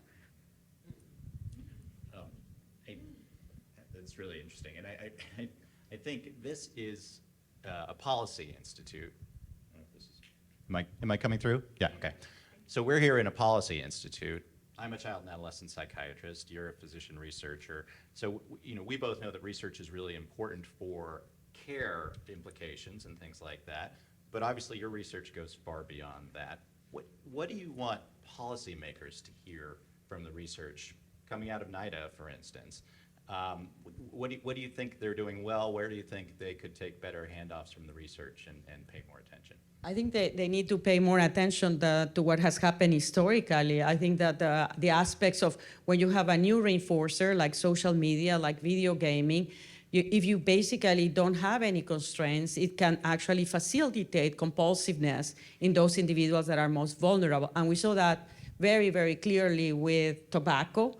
Now we're seeing it with marijuana too, where a lot of people are smoking and nobody actually is regulating those markets. And when it comes to video gaming or social media platforms, if I wanted to make the most amount of money, it's a very simple strategy. Make the stimuli more and more reinforcing. And what is reinforcing for you may be slightly different from me, but I have an algorithm that can actually determine precisely what are the things that tick you. And I'm going to use it. And that's that element of engineering to try to attract your attention is going to be very powerful and is very effective. It is evolutionary developed. It's very simple. Things that make you feel good and engage you are going to maintain your motivation. So yes, all of the social media without any regulation for the algorithms are developing extremely addictive types of products. And that is where I think that the policymakers should recognize that if they want to maximize the positives and minimize negatives, there has to be regulations. And I'm not someone that, because I do see how much they can be valued on these social media and platforms, they can be extraordinary. But at the same time, where non-properly regulated can produce a lot of harm. Yeah, it really makes me wonder what we're sort of wandering into, because as you said, that is the business model, is to make your product more addictive. I mean, in a sense, that's the capitalist business model at its core, right? So you're going to have to regulate these companies away from what they would naturally want to do. We do it with nicotine. Now we're starting to do it with tobacco, right? Less nicotine in your cigarettes. And I think that actually results in less addictiveness. And other countries, not the United States, are regulating also the products of cannabis so that you can also modulate the amount of doses. So issues of dosing and the intensity of the rewarding effect of your algorithm is something that needs to be looked into. Can you talk a little bit in that context about risk and resilience, right? We know that some kids and young adults are going to be more subject to these forces. They're going to be more at risk, whether you're talking about drugs or gaming or social media. And other kids are going to be more protected somehow. What do we know about what protects kids and what puts them more at risk? Yeah, no, and there's been a lot of work trying to understand, for example, from the perspective of genetics, are there genes that make some individuals more resilient than others and others more vulnerable? And we've targeted this a lot for addiction. Are there genes that can make me more vulnerable? And what we know from it is that there is an overall series of genes, we call them polygenic risk scores, that increase your vulnerability for addictiveness, not cocaine or alcohol, addictiveness in general. And those in turn are associated with higher risk for certain mental health conditions, like introversion and extroverted behaviors. So we have a common genes that are making us more vulnerable to actually seek reinforcers, and when we have them, become more compulsive. So in that respect, you have that element of vulnerability. With respect to resilience, we also know that there are genes, depending on what you have, that will make you outperform someone else if your environment is a positive environment. But that same gene may make you much more vulnerable to negative environments. So if you are in a very supportive environment, you will be doing very well, and in the other one, you will be doing very poorly. So when we're discussing resilience and vulnerability, we know that genes play a role, but what percentage of that we don't exactly know. We know it will probably not be more than 7 or 10%, if I'm being very generous. But the environment, on the other hand, can play an extraordinarily important role. And the environment we can manipulate. And that's why I was bringing up the issue of the social determinants of health. And I was saying to Anne, our campaign, when we say to kids, don't take drugs, say no to drugs, that doesn't work unless you give those kids alternatives of behavior. So when you have a kid that you want to protect them from adverse compulsive use of video gaming, then you have to, again, provide alternatives that will engage him. Because if you don't, that brain is too complex and it seeks out this type of stimuli. So like I said, we're not going to get away from complexity here. I'd love to invite the audience. I think we have about 5 minutes. Okay, so this goes by so quickly, Nora. Yeah, no, I was sort of horrified how fast But it I went. really want to give the audience a chance to talk to you while we're maybe, oh, we have a question, great. Do you have a mic back there?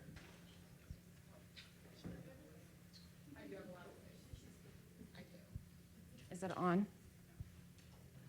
Is it? It is, okay.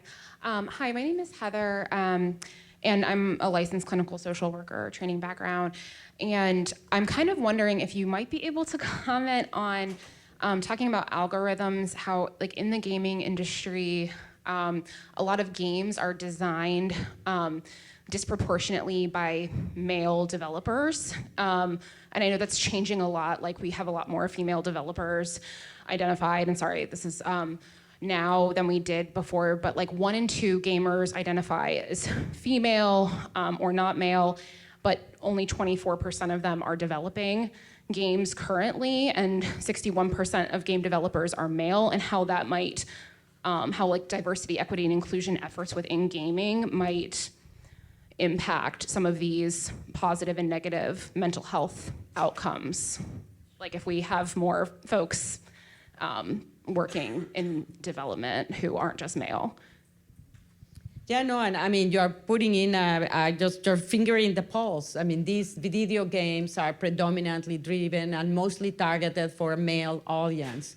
And as a result of that, females, there are some females that engage with them, much less so, but it is actually constraining the diversity of potential products that could make it amenable. And I think it is a missed opportunity. And in the basis of the discussions, the issues, we are having a powerful tool and technology.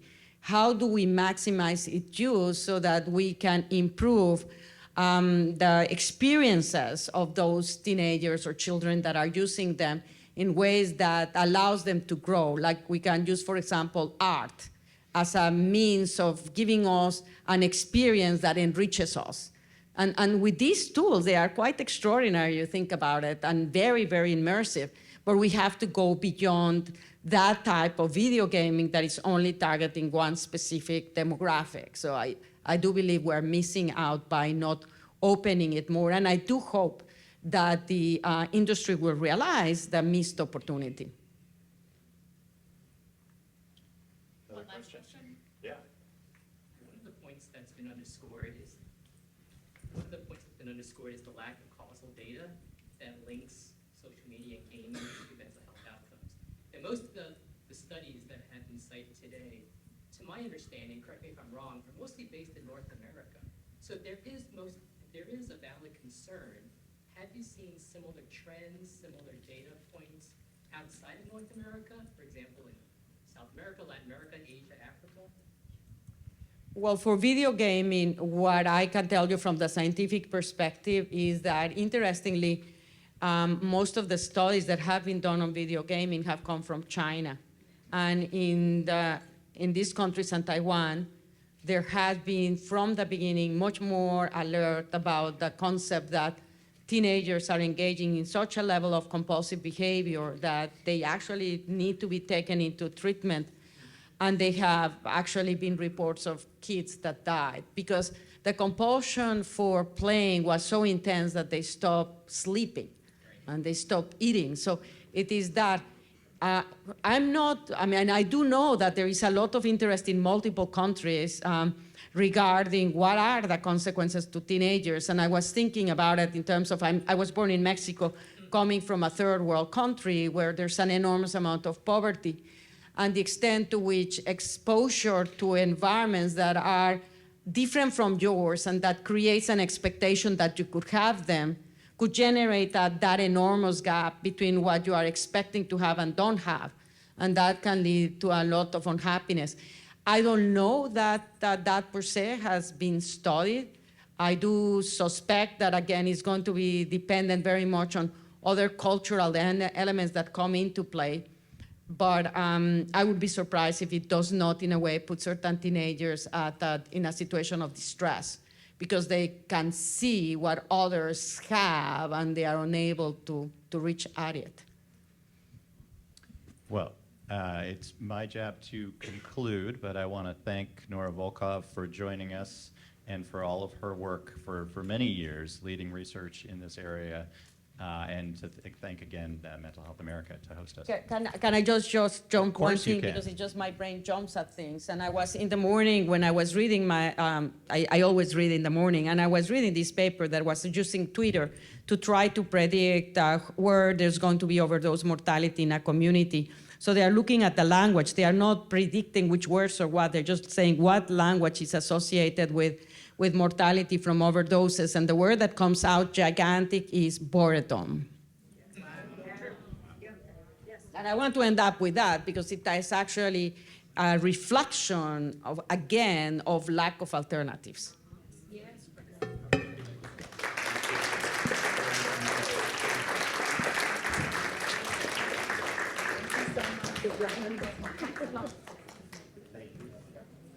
Take your photo together. They want that photo together. Yeah. Thank you so much, Dawn and Nora. I'd like to now welcome moderator of the Youth Perspectives panel, Sydney Daniello from Mental Health America, and speakers Juan Acosta, alumni of MHA's Young Leaders Council, and Faye Gana, who's alumna of MHA's Our Future in Mind training, to the stage. We have some time to speak with Faye and Juan about their experiences and recommendations for online technology use. Please welcome them.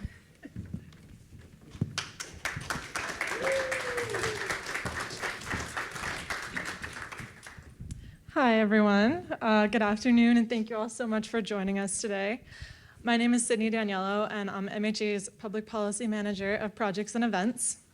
And it's my privilege to be joined today by these two amazing young people, Juan Acosta and Faye Gana. Juan is a first-generation Mexican immigrant who grew up in Woodland, California. He began his advocacy work locally at age 13, and by age 21, Juan drafted a historic LGBTQ+ proclamation for his hometown of Woodland. Juan received his bachelor's degree in psychology from San Francisco State University, and his work is primarily focused on underserved communities, specifically the LGBTQ+, Latinx, and immigrant communities. And his work has been featured at a wide range of events, including those hosted by both the UN and the White House, and on platforms including Do Something and MTV. Juan has dedicated more than half his life to mental health advocacy and has used social media as an important tool to leverage his messaging and calls to action. Faye is a recent graduate from Poolesville High School's class of 2023, where she was a part of the Global Ecology Magnet Program. She also recently participated in MHA and I Don't Mind's Our Future in Mind policy advocacy training as a representative from the state of Maryland, and will be joining Cornell University's class of 2027 in the fall. Faye brings both her own lived experiences with mental health challenges as well as those of her friends and her peers to our conversation today. Thank you so much, both of you, for being here, and it's an absolute honor to share the stage with you. So today, our conversation is centered around the lived experiences of this generation of young people who have grown up immersed in an online culture. To kick things off, Faye, I'm gonna turn to you for our first question, which is, as you and I have discussed, you and your friends have basically always had social media from a very young age. Can you describe a little bit what it's been like to grow up in the age of social media and what you view as the most important issues that you and your peers have faced as a result?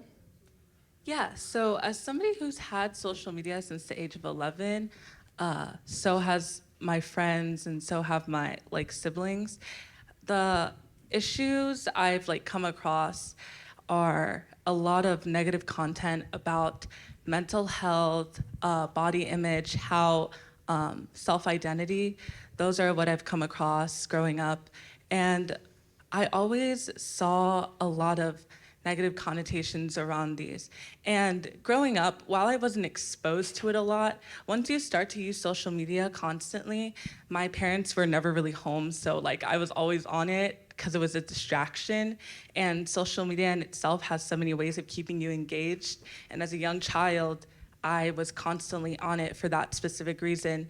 And constantly being exposed to negative information about important topics led to me believing misinformation and me thinking differently and negatively about myself, other people, and how I viewed the world. And so it's really important I've seen it affect my peers. I've seen how they constantly believe misinformation online, especially about mental health, self-identity, body image, and it's really harmful to young people who are trying to grow up and form their own identity, to have to see all these negative things about themselves, and it's especially harmful when it's targeted towards a demographic that is not you. Growing up, I didn't really see a lot of people that looked like me, so that only contributed to the harm that I felt when I was on social media. And so it's really important to just acknowledge the misinformation and the negative connotations around negative health and how it affects youth today. Thank you so much. I know that I'm 25, and I know that since you just graduated high school, there's a bit of a gap between our ages, and Juan, I know you're 25 as well, so the two of us might not have grown up quite as early with experiencing social media the way that you have. I feel pretty grateful to have had to wait till I was 16, and I got my first smartphone at 18, and so I know being exposed to that a lot earlier while you're still trying to figure things out about yourself and the world. Not that you're not doing that at 18 still, but at 11 years old, that really has the potential to do even more shaping of who you are and how you see the world. Juan, this next question is for you. Based on your experience, how do you feel different populations of young people are affected by social media? And how have you seen tech companies getting information both to and from specific populations? And sort of while you answer that, what kinds of content have you seen? Where do I start? Yeah. I think currently, a great example I could give is the current attacks that the LGBTQ+ community is facing throughout this nation, and the amount of content that is online targeting the LGBTQ+ community, in particular young people. Young people are constantly being told that their existence is not valid, and this is something that they take with them. And we saw statistics of suicide earlier today, and we know that there's a youth mental health crisis in this country. I could give an example of last month, I did a campaign for Mental Health Action Month, and I received comments that said, "You shouldn't be talking about mental health, you're gay." I could take this because I'm now in a better place mentally, but I put myself in the shoes of someone who may be 11 or 13, and they may be putting similar content and receiving these comments and how it could make them feel. And when we talk about technology and the trust of data, right? We don't want to keep surveilling, especially underserved communities who have a history of being targeted by the system. So how can we approach this? And it needs to be informed by those underserved populations informing legislation. Absolutely. You can say that again. So, Faye, I wanted to ask you, some people in the mental health advocacy space have suggested maybe some form of education prior to using social media platforms and other tech platforms. What do you wish you had known before you started using social media and these other tech platforms? And what might you want to be included in educational materials or not included in these educational materials that have been proposed? So there's two main things. First of all, I wish I had known to not use social media at such a young age. I really wish I had been given like a phone at like 14 or 15 or even older, because like being so young, like being in 6th grade and having access to so many things, like, yeah, it was great for me to communicate with my friends and I really liked it at first, but over time I saw like the toll it was taking at me, even like as a preteen. And so it's really important to know to use it like when you're older, when you're actually like, when you have a grip on like who you are and your self-identity. And the other thing is that I really wish I had known how to like spot misinformation online, and that's something I still struggle with. When I was younger, I saw so much information that I didn't know that was false, and I also had no idea how to fact check it. So when we tell kids online to like stay safe, watch out for misinformation, it's really important to like let them know how to actually spot it and how to actually like report it or fact check it, because a lot of them don't know how to, and I definitely didn't know how to, and I'm still learning how to myself. So it's really important to make sure that a lot of us know how to do that. Yeah. Well, I think it sounds like a lot of things that both of you are saying are really resonating with our audience, which is great to hear. And it also sounds like it might be surprising for some people in older generations to hear from young people that they wish that they hadn't had access so early, because I think a lot of folks assume that all of us young people, we just are obsessed with our phones and we want to be on it all the time. And there are a lot of good things that can come of social media, but I think it's really important to hear from young people that there are things they wish they would have known and things that would be helpful for future generations to hear before they have access to so much information. And speaking of those good things, Juan, I wanted to ask you how you feel like social media can be used for good, and if there are initiatives you've worked on or have heard of that use social and tech platforms for education, awareness, wellness, or anything else that's a more positive sort of experience for young people. Yes, of course. As Faye was mentioning earlier, I think representation is something that you can find online that you may not have at home. I remember my first feel of being represented or visibility was online. Not having a lot of LGBTQ plus individuals in my community was difficult for me. So when I went online, I was able to connect with other people, and it made me feel less alone. It made me feel like my existence wasn't weird or abnormal. So that was something positive about that. And I've been grateful enough to contribute to numerous campaigns with mental health organizations that emphasize not just talking about mental health, but taking action for one's mental health and prevention. I think that's so important because we assume that people have the definitions of what depression is, what warning signs are, but people sometimes don't have that education, especially when we talk about underserved communities where these conversations are highly stigmatized. So social media can be used for that. Absolutely. So it's important to hear about both those education and awareness sort of campaigns and things, and also to hear about the community that you were able to find online, because again, it's not all bad and that access is important. So it's about finding healthier ways to use social media on an individual level for the three of us and for our friends and our peers. But it's also about trying to create safer spaces more generally, so that when we do choose to use it, it's a safe place to be. Faye, I've got a question for you now, which is how you feel that caregivers or parents, community leaders, and other people in positions of power can best support youth online, and how can maybe these online supports be linked with how we're supporting young people's mental health in general in person? Yeah, so I really want to focus on like parents specifically. And I know that when I was younger, I really hated when my parents asked me about what I was doing on social media because it felt like a total invasion of privacy. But now that I look back on it, I know that they just wanted me to be safe, especially with all of the bad things. Like there's so many good things on social media. That's why I started to use it, but there's a lot of bad things too. And I think the best way that parents and other caregivers can actually watch out for their children and their loved ones. It's just like checking in like every couple of days, like not being totally invasive, but just like asking like, how's everything going? Are you staying safe? And like some kids won't tell the truth because they don't like when their parents ask them things like that. But either way, it's very nice to know that your parents and your loved ones actually care about what you're doing and actually like want you to stay safe. So that's one thing that I would really recommend, just checking in with your child and making sure that everything is okay.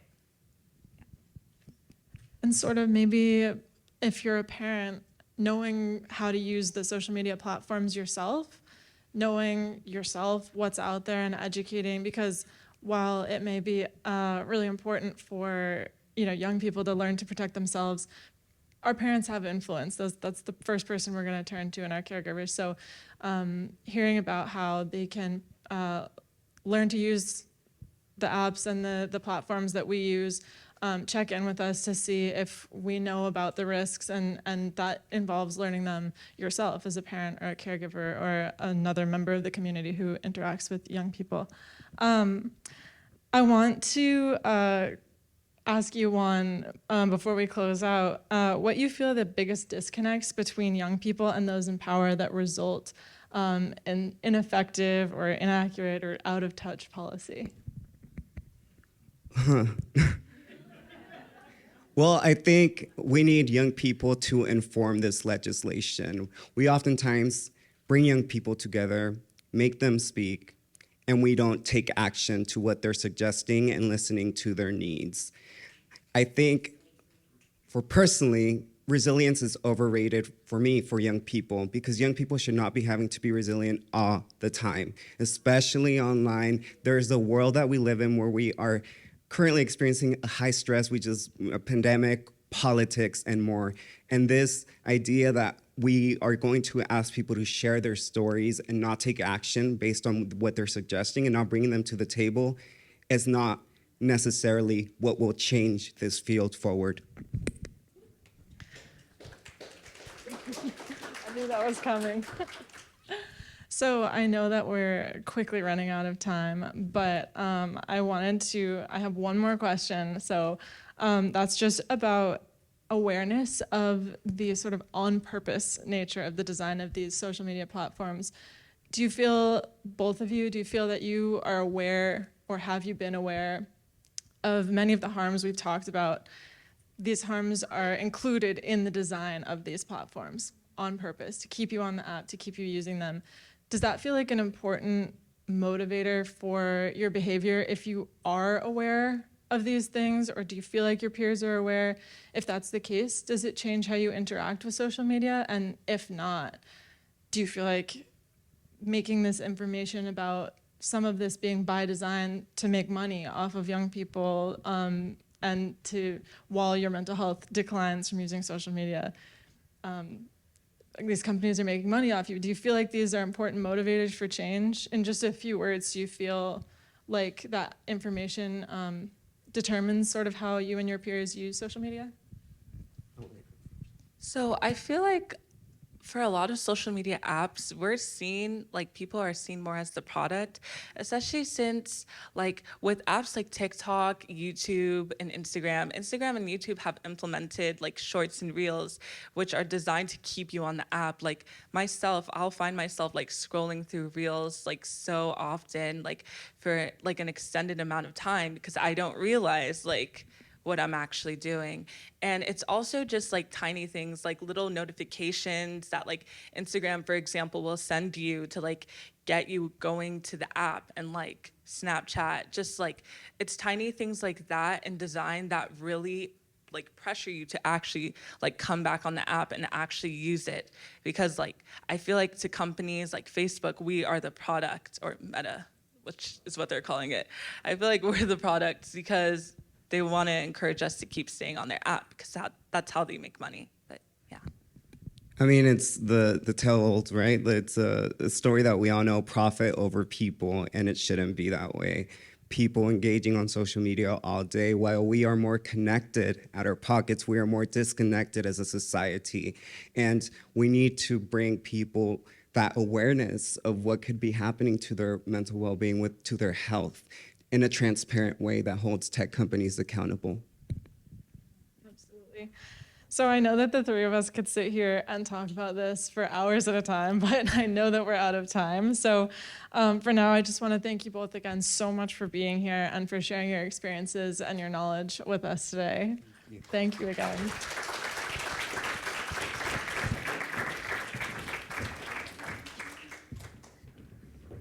Thanks so much. Thank you, Sydney, Juan, and Faye. We really appreciate your comments about what builds a sense of belonging and community, as well as the importance of incorporating youth voice and empowerment into the creation of legislation and policy. At this time, we will move to our next panel, the policy panel on challenges and innovations. I'd like to welcome to the stage Haley Hinkle of Fair Play, Amelia Vance of Superintendents Association, Dr. Megan Moreno of the American Academy of Pediatrics, and Allison Rice of Accountable Tech.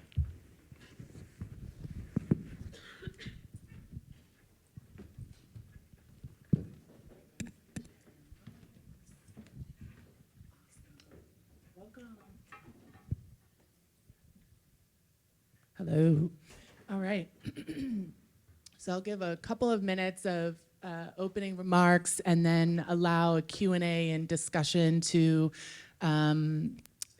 develop between these four amazing experts and advocates. And there will be a question and answer session following, in which you'll be able to ask them questions or either of our youth advocates that just spoke. So please be thinking about your questions. So advocates have informed and pressured Congress to take action on the Kids Online Safety Act, as well as the Children and Teens Online Privacy Protection Act, or COPA 2.0, in response to harms and losses due to online content.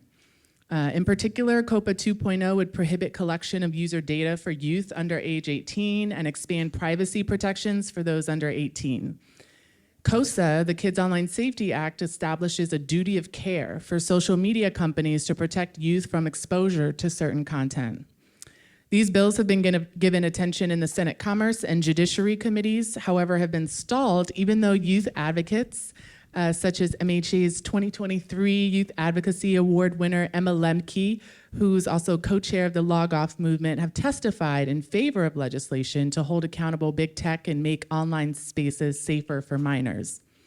In 2022, Congress did enact funding for both NIH and SAMHSA through our Center of Excellence, which provides support for caregivers and helping with developing online, developmentally appropriate online content. And just last month, the Federal Trade Commission renewed a 2020 privacy order calling for an expansion of the order to provide for blanket prohibition prohibiting Facebook from monetizing youth data. Many advocacy groups led by the Center for Digital Democracy petitioned the FTC for stronger action to guard minors against exploitative design code elements and helped fuel this proposed FTC order expansion in 2023. In 2020, the DOJ Justice issued Section 230 reforms to the Telecommunications Decency Act, which encouraged Congress to address illicit content and create punitive measures for bad actors online.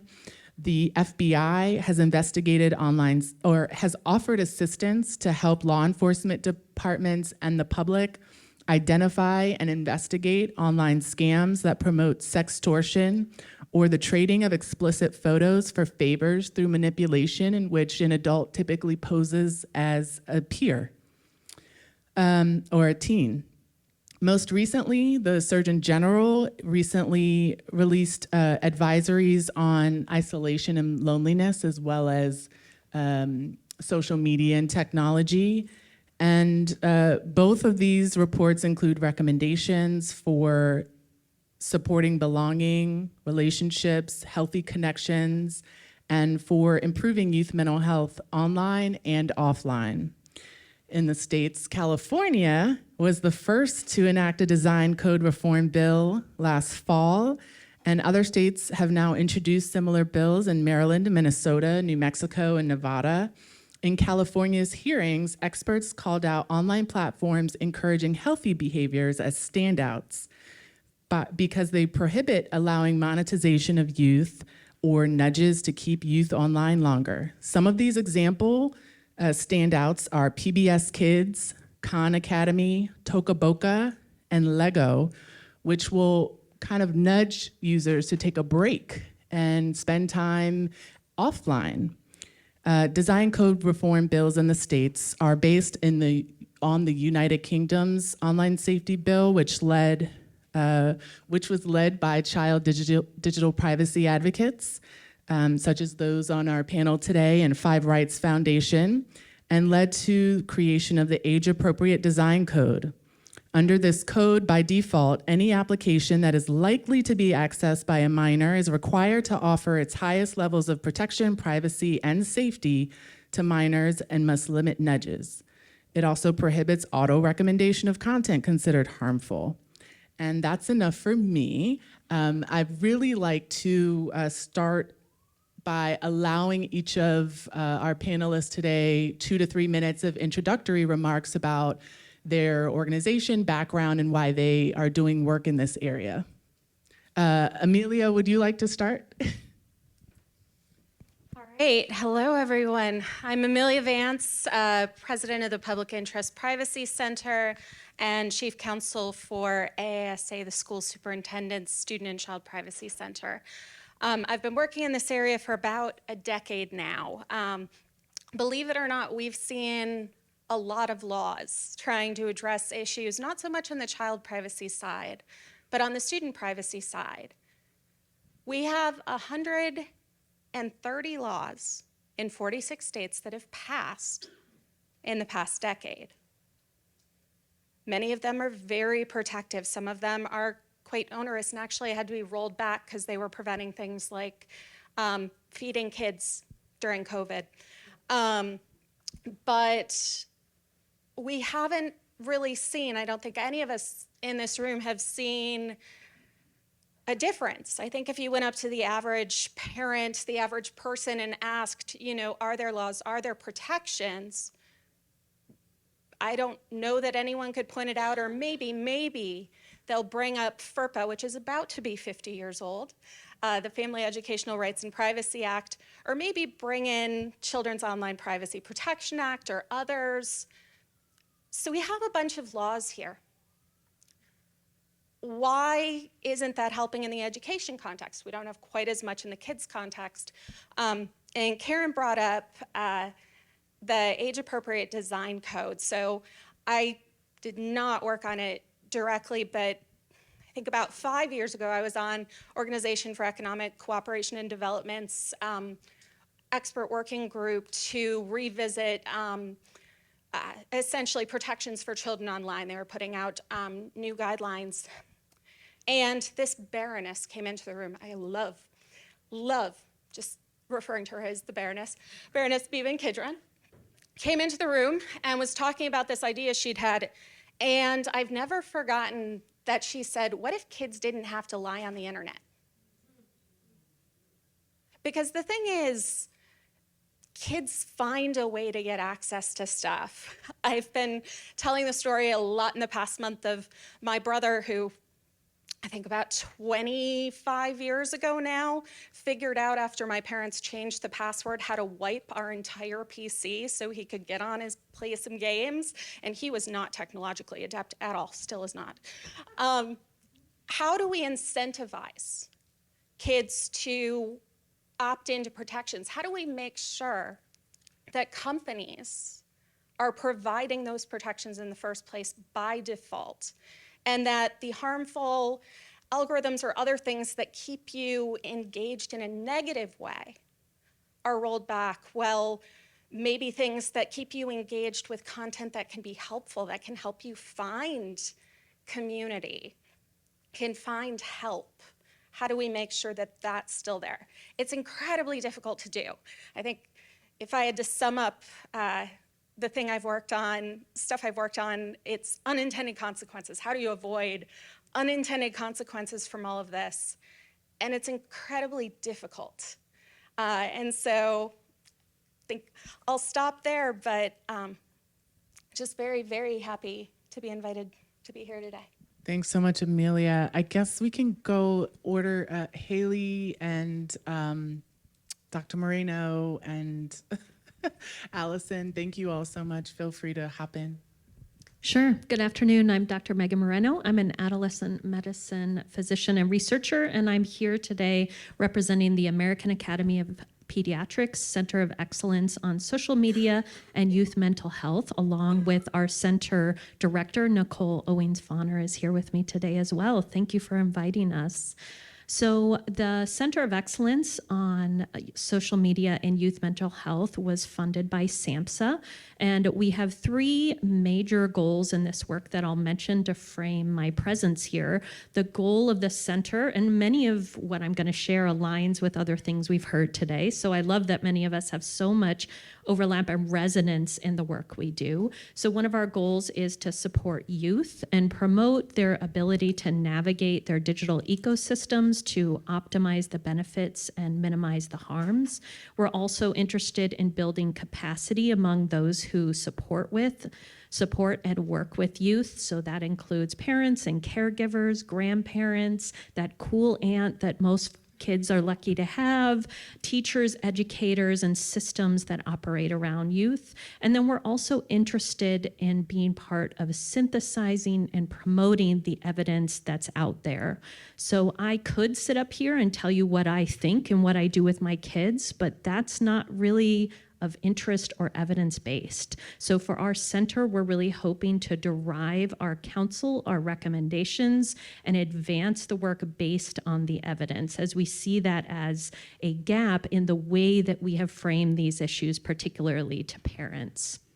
So one of the early areas in which we are starting to do our work that relates to policy is examining the narrative that exists around social media and what impact does that narrative have on our ability to collaborate towards solutions. So there have been many great comments this afternoon about partnering with tech companies, about adapting algorithms, but I would guess that it's challenging for tech companies to build trust and relationships with us on the pediatric side, on company side, on nonprofit side, when we're quoted in newspapers saying that we would never let our children use social media. So I think there's some issues that we have in how we have advanced the narrative. And pediatrics is famous for this. We worry about risk. We want to protect kids. And we came out of the gate 15 years ago saying, oh my gosh, we're really worried. But the world has changed since then, and we need to be more nuanced in our narrative. And we need to be more nuanced in how we're talking with journalists and encourage journalists to be at events like this to learn the nuance of this topic and not have headlines that say smartphones have destroyed a generation. I would argue that our current narrative is getting in the way of our capacity to have thoughtful, effective policy. Good afternoon, everyone. My name is Haley Hinkle. I am Policy Counsel at Fair Play. We are the leading children's media and marketing industry watchdog. And in that capacity, we are really focused on the business model of big tech and the excessive screen time it encourages and the ways in which that is at odds with children's well-being. We like to say that our goal is for children and teens to be most influenced by people they care about. Whether that's family, educators, religious leaders, doctors, these people in their lives who are really invested in their well-being. And I'll just kind of make a couple of points to build off the conversations we've been having this afternoon around these technologies and the balance of benefits and harms and how we sort of frame our thinking. And I think as we continue to see more research, as we continue to sort of grapple with correlation versus causation, the relationships between vulnerabilities and whether folks with certain vulnerabilities, young people, it's a chicken or an egg problem when it comes to the use of technologies and some of these studies. There's a few things that I would point to, some of which I think have really come through already today. And one is the way that teens are self-reporting, the way that these things make them feel. We've had wonderful youth advocates speak today about this. We see it in, for example, the Pew Research studies from last year. We're seeing young people say, I feel like I'm on this way more than I should be. I don't feel this is a positive influence in my life. That's one thing I would point to. Another is that, some of our best information, and for Fair Play, some of our most actionable information is what comes from inside industry, often through leaks, but sometimes through pieces written by people who formerly worked at major influential tech companies. We saw through Frances Haugen that Meta's own data showed that some of Instagram's features made particularly girls feel worse about their bodies. I think it was Dr. Prinstein earlier who said, maybe some of this causational information is actually out of our sight, behind the wall of industry itself. And I think that leak gives us a little bit of a hint that some of that is there. And the other is that we've got professionals who used to work at these companies who have come out and said, look, my job was to, really do what the business model is, which is to maximize revenue through time and data collected. And I began to question, this is at odds with users' well-being, particularly kids and teens' well-being. And so those are things that Fair Play really thinks about front and center in our advocacy, and I look forward to talking more in this conversation about how that informs the recommendations we make to regulators and policymakers. Hi, everyone. Can you all hear me? Yep. Awesome. My name is Allison Rice. I'm the Youth Initiatives Campaign Manager at Accountable Tech, which is a nonprofit advocacy organization that works in a variety of ways to hold big tech companies accountable for their unparalleled power to shape our information ecosystems and digital environments in pursuit of their profit, which is a theme that you all have heard already today, and I will continue to emphasize. I will share two quick things about myself. I started my career as a youth organizer on my college campus. I did voter registration. I worked through storytelling and through coalition building to collect stories and registration forms from my peers and, drive them to the nearest municipal office, which was, of course, 20 minutes away, central Pennsylvania. And the thing that surprised me most, outside of how hard it was to get registered to vote, was how hard it was to get the adults to take us seriously as youth organizers who were coming to this as passionate young people, caring about our right to vote, the reasons that brought us to use that fundamental right. So that's the one fundamental prong of why I'm here is I care deeply about empowering those youth leaders who care that much. The other prong of my experience is that I uniquely straddle two generations. I am old enough to have not grown up with a phone in my hand routinely, but I also, if anyone has heard of the app Formspring, that was a huge part of my high school where, my peers were allowed to routinely bully each other anonymously without repercussion. So I kind of straddle both of those perspectives, and that's the sort of framework and approach I come to you all with today is, my formative years were shaped both by the ability to participate in in-person activities, but also by, being witness to and being part of the harm and experiencing harm on sites like Formspring, which characterized everyone's growth and interaction with each other in a really harmful way. And then comparatively, the generations that follow mine were brought right into that world of harm, even with the best intentions and guardianship. And that's directly because big tech companies made an intentional design decision when it comes to manufacturing their products without regard for the well-being of its users. So that's kind of the lens that I come to you with today and that Accountable Tech approaches this work with. And so that's why I joined Accountable Tech as campaign manager for youth initiatives. And it was only just a few months ago, but I've gotten the chance to get right into this work. And I think we have a critical opportunity ahead of us to empower the very first generation of digital natives who know this online environment better than any of us can, as you heard from the youth advocates already. And I think we can work with them to co-create the digital environment that prioritizes their well-being and safety. And so I get the incredible opportunity of working with so many of these youth advocates, working with the Design for Us Coalition, with the Log Off movement, as you've heard of some of these already, to do this incredible lobbying work, to do advocacy and education work, resource sharing, and movement building, coalition building, which is sort of the one of the core ways that we see a possibility and an avenue to make a change here. So I'm just really excited to share this space with all of you, with this wonderful panel, and appreciate it. Thank you so much, Allison, Haley, Dr. Moreno, Amelia. I'll start with a question for Haley and then Amelia next. Fair Play has worked with other advocacy organizations in a considerable number of activities to better serve children and adolescents, including filing an amicus brief in Gonzalez versus Google, petitioning the FTC for rulemaking, asking congressional leaders to enact legislation. Can you describe some of these efforts and go into a little bit more detail about the role of the FTC and how you envision it working on behalf of youth better than it does now? Yeah, absolutely. That's a great summary of some of our most, sorry. Oh, is the mic on? Oh, I thought someone told me to turn my mic on. Apologies. A great summary of some of our most recent efforts around these issues, both before the FTC and elsewhere.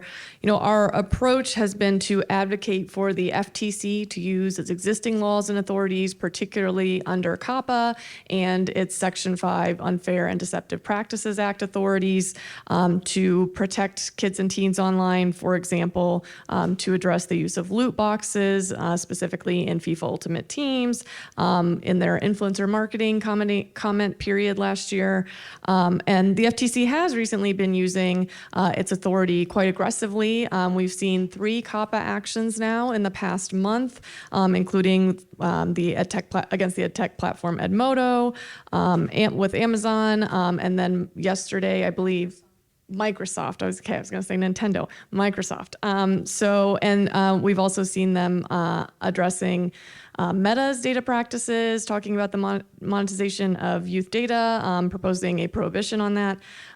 Last year, we saw an action against Epic Games. So really a lot of great activity that we've been very excited to see, really taking seriously not only children's privacy under COPPA, but also teenagers. At the same time, we have been advocating for laws that would expand the FTC's and state AG's authority and give them new tools to protect kids in an environment where we haven't really updated the laws since the 1990s. And so through COPPA 2.0, we really aim to, first of all, expand protections to teens. COPPA only protects young people under 13. Drive at really protecting young people where they are by addressing the sort of standard by which we hold companies for their knowledge that young people are there. Prohibit targeted ads because that ad targeting is such a big piece of the business cycle and the profit model of these companies. And then with the Kids Online Safety Act, really bringing in safety and design elements, addressing some of the most urgent harms to kids and teens through duty of care, offering parents and teens tools that help them have greater control over their experience, and implementing transparency requirements that will help all of us break away a little bit some of the black box that so much of the operations of these companies are contained in. And so, that's really been kind of our two-pronged approach, is to try to use what we have while saying we've got to really update for the world in which we live. COPPA was passed before social media, really, as we know it, even existed. Are there other agencies that you see a role for in regulating online platforms for the benefit of children? The FTC is really, the primary agency that holds authority for addressing when we think especially of gaming and social media in particular. I think in things like the educational context, the more general consumer protection context, and especially as we're looking at emerging technologies like AI, we're going to see, hopefully, and advocates, certainly going to see advocates pushing for cross-agency sort of cooperation on these issues. But I think we've been very heartened to see, for example, the FTC hire technologists. I think it would be also fantastic if they began hiring psychologists, experts who could help address these issues from the medical perspective, just really trying to bring in more expertise into the government that's very specific to these issues that have become so prevalent and urgent. Thank you so much. I'll move to Amelia. You've testified for Congress, the General Assembly in California, and worked with stakeholders across the nation. Can you please discuss the link between online safety and privacy, as well as how the age-appropriate design code is the gold standard? Absolutely, and I'll add the caveat that is as close as it can be to a gold standard. We haven't figured out the right key yet to actually balance all of these issues. And the thing I really like about the age-appropriate design code is that it acknowledges that kids will be online, period. They're going to find a way. As probably all of you know, it is in fact illegal if anyone under 13 in this room was using social media. That's not stopping anything. And so with that in mind, how do we put in protections that make sure that kids have the opportunity to do that safely? Part of that is figuring out what are the comparative experiences that you can offer. What can you incentivize kids to not pretend to be an adult on?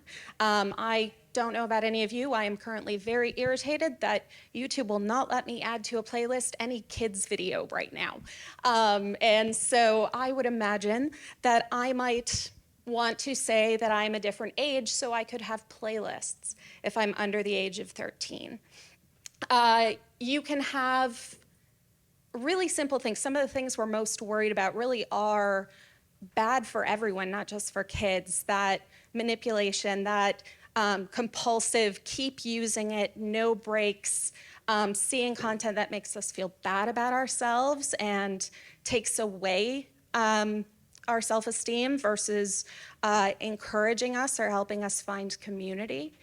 And that's where I've seen with age-appropriate design code a lot of great stuff. There's just-in-time notifications that will pop up. If anyone checks out, cannot recommend enough, the UK's Information Commissioner's Office. The age-appropriate design code has been in place there for, a couple of years now. And they've put out, I need to actually count it at some point, well over 500 pages worth of guidance and templates. What does a just-in-time notification look like? It has some of the best research in the world that was funded by the government. I have to call out Sonia Livingstone, who is probably the world leader in all of this, and some of the questions earlier about perspectives of kids across the world. She has them. They're amazing. Look her up. We have answers to some of these questions. We have broken down in research pulled together by the UK. Here are the different stages of development. And here's what a company could do or could not do, or the notification that might work here or might work there. And it's so practical, it's so on point. Now, it's still hard. I think many people don't want to live with an internet that is exclusively for children. We've had that fight before. We had that fight with the Supreme Court back in the 90s, and the Supreme Court said, no, you can't have an internet for kids. But if you start from the proposition that you make an internet where kids are okay saying they're kids and getting those additional protections, getting those additional filters, getting the content that they don't want to see not in front of them, I think that creates a much more realistic and a much better world for kids. And I'm hoping that that's where we go. Or at least if we can get a federal consumer privacy law, that'd be pretty great too. Thank you so much. I'll turn to Allison. Considering California's design code bill and other totally different approaches by states like Arkansas and Utah, can you elevate why youth advocates are more or less likely to support certain bills based in your campaign and organizing work? And can you talk a little bit more about the incredible work that you're doing at Accountable Tech to elevate the voices of youth leaders, including the coalition, the Log Off movement, and some of the other initiatives? Yeah, absolutely, and thank you for that. And I want to elevate what Amelia has explained so far with the age-appropriate design code. Design It For Us, which is now a coalition, helped pass that bill unanimously in California. And I totally agree. It's the closest to a North Star that we can get at the moment, because it's a privacy framework at the point of product design. So it's safety upon entry. And one of the ways that I like to think about that is like a seatbelt in a car. We didn't always have a seatbelt, and then we had a seatbelt as an option, and then it was a manufacturing standard, and then it became law. And we don't really question that anymore. We get in a car and we say, put on our seatbelt because it makes our driving experience safer. That's how we see the age-appropriate design code, is that it's a user experience that is safer at the point of entry. And Accountable Tech and Design It For Us and Log Off have supported the introduction of the age-appropriate design code in Minnesota, in Maryland, in New Mexico, and Nevada. And it's in part or in full as part of other legislation in New York and New Jersey and Florida, and I think we'll likely see it in other states soon.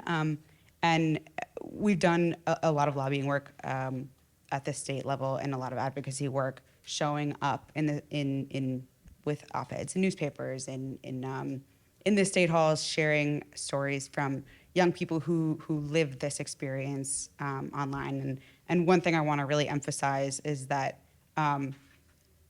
the lived experience of young folks, as you've heard, that does make them an expert. I think that's one of the main points that I would love to have folks take away from this. And so when we talk about these other bills that we're seeing, that by contrast are restrictive and prohibitive, in March, Utah legislators passed a law that required age verification, required parental guardian consent. It enacted a curfew. Arkansas, similarly in April, passed a law that required age verification and parental guardian consent. Montana banned TikTok entirely. And I think it's great and encouraging to see that legislators are taking this issue seriously. But I encourage everyone to think about the seatbelt analogy again.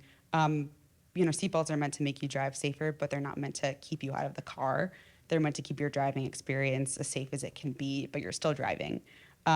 So by restricting kids and keeping kids from going on social media, and to your point, kids are still going to find those things that are causing harm. Kids who are prevented from being online at all lose access to the incredible and vital tools and communities that a lot of other folks have mentioned today that foster growth and foster a sense of identity that they may not otherwise find in their environments around them, and that particularly impacts LGBTQ+ youth of color. It also puts an incredible onus on parents to be that safeguard and police their kids online. And a lot of parents, as some people have pointed out too, don't always have the time or background or understanding to be that interventionist figure. And so a lot of kids slip through the cracks and are missing that those vital tools and communities, but are still subject to harm. And I think that the most important thing and why youth generally oppose these restrictive bills is because it still lets big tech off the hook. Big tech, and I think someone said this earlier, maybe Mitch, every 30 minutes, big tech is still designing and innovating towards a profit that legislation generally can't keep up with if it's keeping kids off. That development is still happening. So by restricting kids rather than holding big tech accountable, we still allow big tech to design those harmful features in order to drive that profit. So, the Design It For Us coalition, as I said, opposes those bills because they put the target in the wrong place and restrict access, but still fail to address the sources of the harm that so many young people experience online. And I think, again, while it's helpful to see that adults are talking with each other about the concerns they share for their children, the most helpful thing that legislators can do is include young people in the legislative process. And a lot of folks have said this so far, but in the legislative process, in order to express what they actually need, and co-create policy that will be most effective. And that's why we helped launch the Design It For Us coalition in March. I think, in a vacuum, adults make policy decisions that impact kids without the input of kids. So, and as I mentioned, those Utah bills, those Arkansas bills, if legislators in those states had considered the perspectives of young people in the process of that legislating, I believe the bills would look really different. But young people generally don't get that opportunity. And so that's what I love getting the opportunity to do, is try to work with young people who are leading the effort to create those opportunities for themselves and amplify and uplift them, work with them to lead the way realistically, because I think that those are the people who have the most expertise. Like, unlike any other generation, this generation of digital natives has policy expertise by default based on what they experience every day online. And I think it's so important that we listen and we give them a seat at the table. And I mentioned earlier, the leaders of the Design It For Us helped pass the California Age Appropriate Design Code, and so are going to continue doing the same effort in states across the country where we're seeing it being introduced. We'll continue to see it introduced through lobbying, through sharing their story and connecting with other youth who feel the same way, who have shared experiences or don't, and want to see a change and an internet and an environment that puts them first and not big tech. Thank you so much, Allison. I'll turn to you, Dr. Moreno.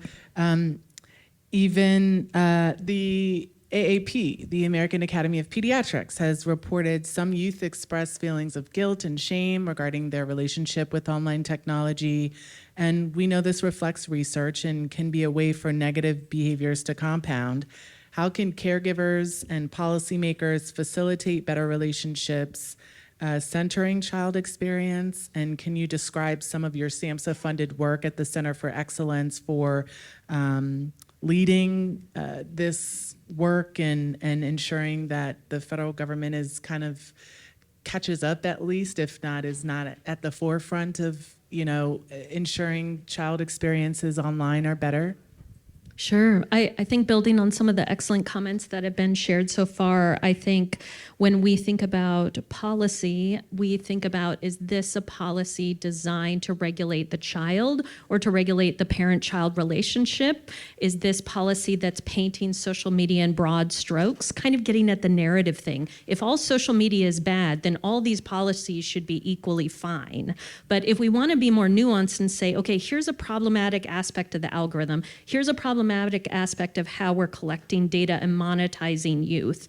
Then we're talking about regulating the industry, which is what we did with motor vehicles quite successfully. And we accept that motor vehicles are not always 100% safe for every single child. And I think that we probably need to think about that a little bit with social media as well, and use data to drive us to the places that are most unsafe and regulate the industry in a way to mitigate those places that are unsafe. That's really amazing. Is there anything else you'd like to cover, Dr. Moreno? We have 5 minutes.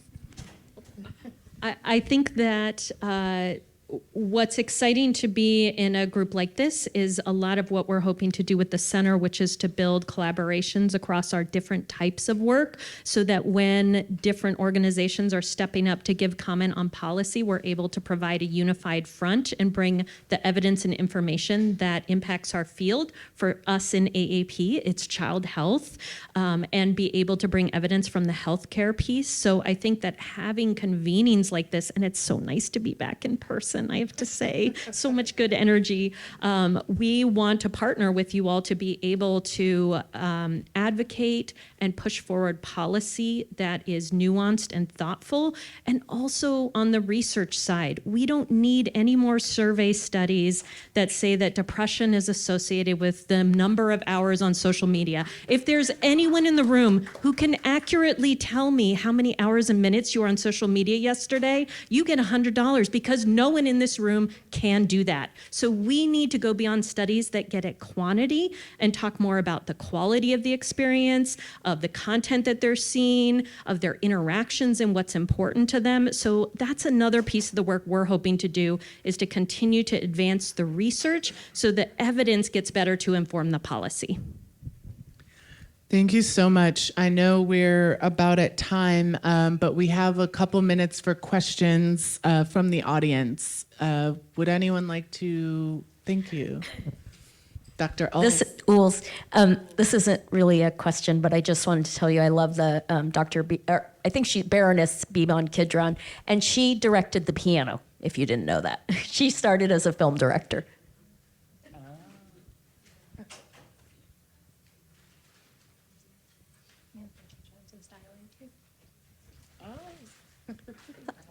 Again, it's on. Hello. Thank you so much for the wonderful comments. It's amazing to hear the collective agreement that's happening on this stage and throughout the day.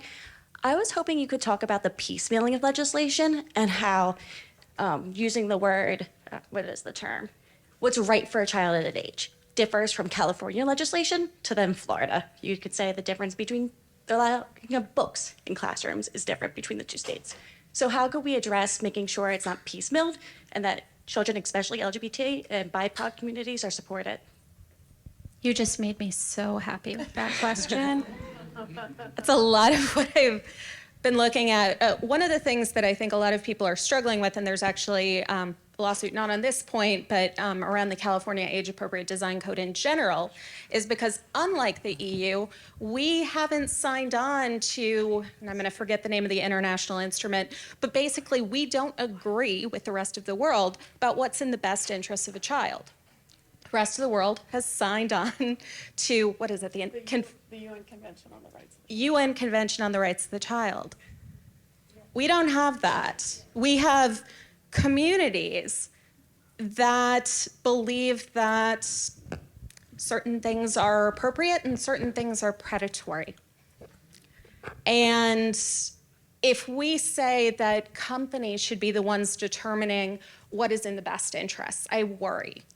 If we say the federal government is the one deciding the best interests, I hope I agree with them, but I worry. And so I think the best that we can do with that is saying to communities, much like pornography, I know it when I see it, deciding what is in the best interests. That's still going to be horrible for kids like me and others who didn't grow up in a community that really had access to stuff. But we're talking about small improvements and small things. And if we have underlying protections for everyone focused on privacy and giving us all a sense of safety and ability to explore who we are online, and then build up off of that and allow people in communities to make the nuanced decisions about what that looks like, yeah, we're gonna end up with some communities that ban books unless the Constitution, it does not allow that, and hopefully we'll hear about that soon. And I think that's about where we are, or almost what we have to hope for when it comes to child privacy legislation. It's tough. Yeah, I would just add, I think, it's an incredible challenge of trying to address this problem legislatively. We're in a very difficult political moment. I think, for Fair Play's part and that of many of our partners we work together with on some of these issues and trying to tackle this problem of not being part of the UN Convention on the Rights of the Child. It's thinking about how to be very specific about what we're addressing, how to really think about how we are tying our conception of harm to things like medical consensus where we can, and be thoughtful about doing that in a way that can't be sort of misconstrued, but then also getting at things that are very content agnostic, like data collection practices and design features and functions and practices that don't have anything to do with what's specifically in front of a kid, but really affect their experience. Things like infinite scroll, things like the use of a brief delay when you're loading your social media feed to kind of create that slot machine effect. Trying to attack this from all angles because the problem is urgent. And while we are seeing, this political environment that we're having to navigate, we're also seeing that we really needed to address this yesterday being 10 years ago, and that families and young people are struggling and coming to us saying, like, I don't know what else to do, or worse, coming to us saying, I did everything right and I lost my kid. Just to acknowledge, and it's difficult and frankly, also painful when some of what we are seeing that we're contending with on the state level is extremely invalidating and even dangerous for certain communities. I would to acknowledge that as well. But.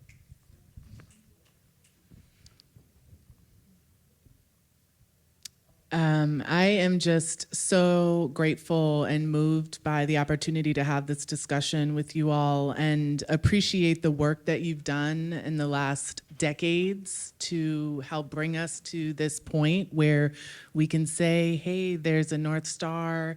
Young people are saying they want this. We have communities that are saying we need this. And there is a couple of folks who have already done it, so we can kind of use that as a model. Are there any last words that you'd like to share to stakeholders or policymakers in 30 seconds or less? And then we'll conclude and kind of turn it over to one of our final parts of the day, our awards presentation. Surveillance isn't care. And too many of the bills that have been introduced right now include that.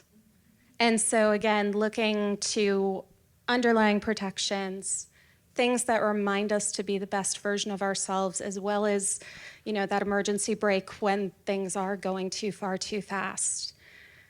Surveillance isn't care. Let's make sure we're not just giving people more abilities to watch kids, surveil kids all the time, especially those from marginalized communities, and instead empowering them. I would just add that what I hear from my patients is that the world is very scary and complex right now, and the way that they learn about that is from social media. So I think we're all here to talk about social media, but we need to realize that the things that kids are seeing on social media about having their rights removed, their friends being told that they're not supposed to exist. We can't get so fixated on social media to not also be paying attention to what they're seeing and be advocating and creating policies for the real life stuff that's showing up on their feeds. I would just underscore again the urgency. I think one of the great things about this policy area is the amount of agreement across the political spectrum there is that this is something we need to address. And we say often at Fair Play, it would be a grave error not to jump on this moment of consensus. I think I'm probably preaching to the choir in this case on that, but just emphasizing that there are steps we can take now to help really put autonomy back in the hands of young people and families on these issues. Absolutely. I definitely agree with that. I would just say, kids are living and breathing this every day, and just because they don't have a degree in it doesn't mean that they're not experts in it. They know it, they live it, they see every detail that is directed towards them. They work within the settings. They know what settings are available to them, what they have to opt into, have to opt out of. If we're not listening to them, if we're not including them in the legislative process, we're missing out. We're not going to do it correctly. So I just want to emphasize including not just a story, but thinking about, and in addition to a story, but thinking about, how a young person works through their daily life on social media and what they would recommend, how they would like to co-create policy and co-create and design a platform that works better for them, their needs. And I think that we can see a domino effect. And once we achieve that, we can achieve it for everyone and really see platforms that are useful and have the capacity to do what we know that they can do. Thank you, ladies. If folks would welcome Kelly Davis to the stage and give a warm thank you.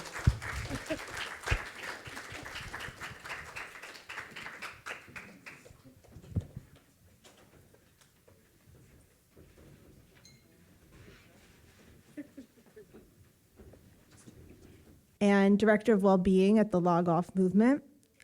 And Emma Lemke, who could not be here with us today, has testified for congressional committees in support of tech policy and leads the Log Off Movement with Keegan. So I'll invite you, Keegan, to accept the award and make a quick statement.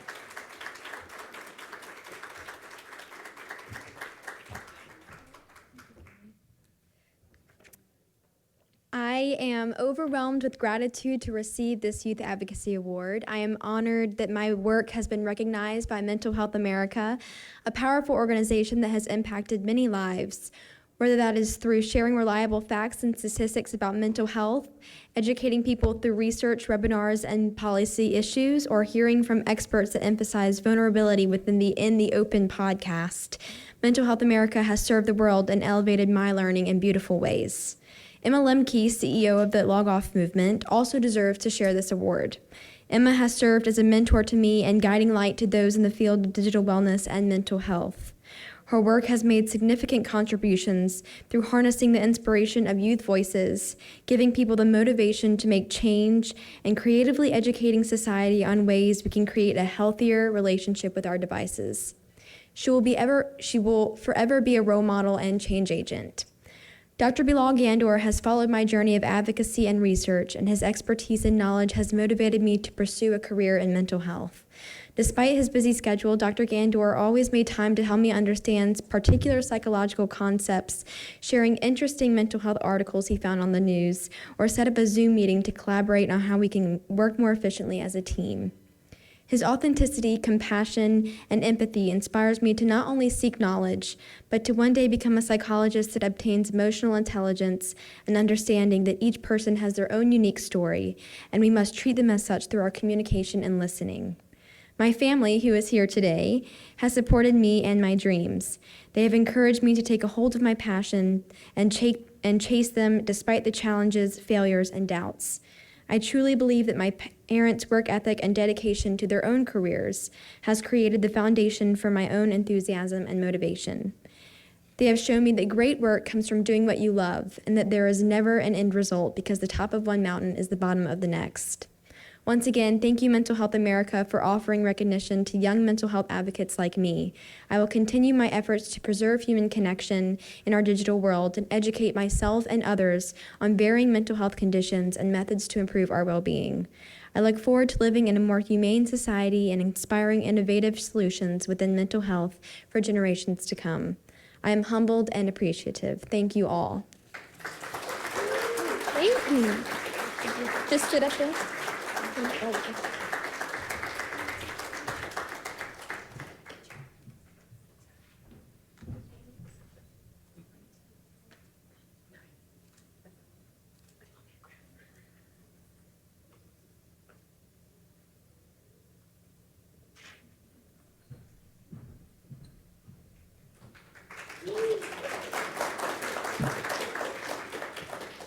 I'd like to go ahead and introduce Laura Bakash of Inner Explorer, who will lead us in we got to go all the way to the end.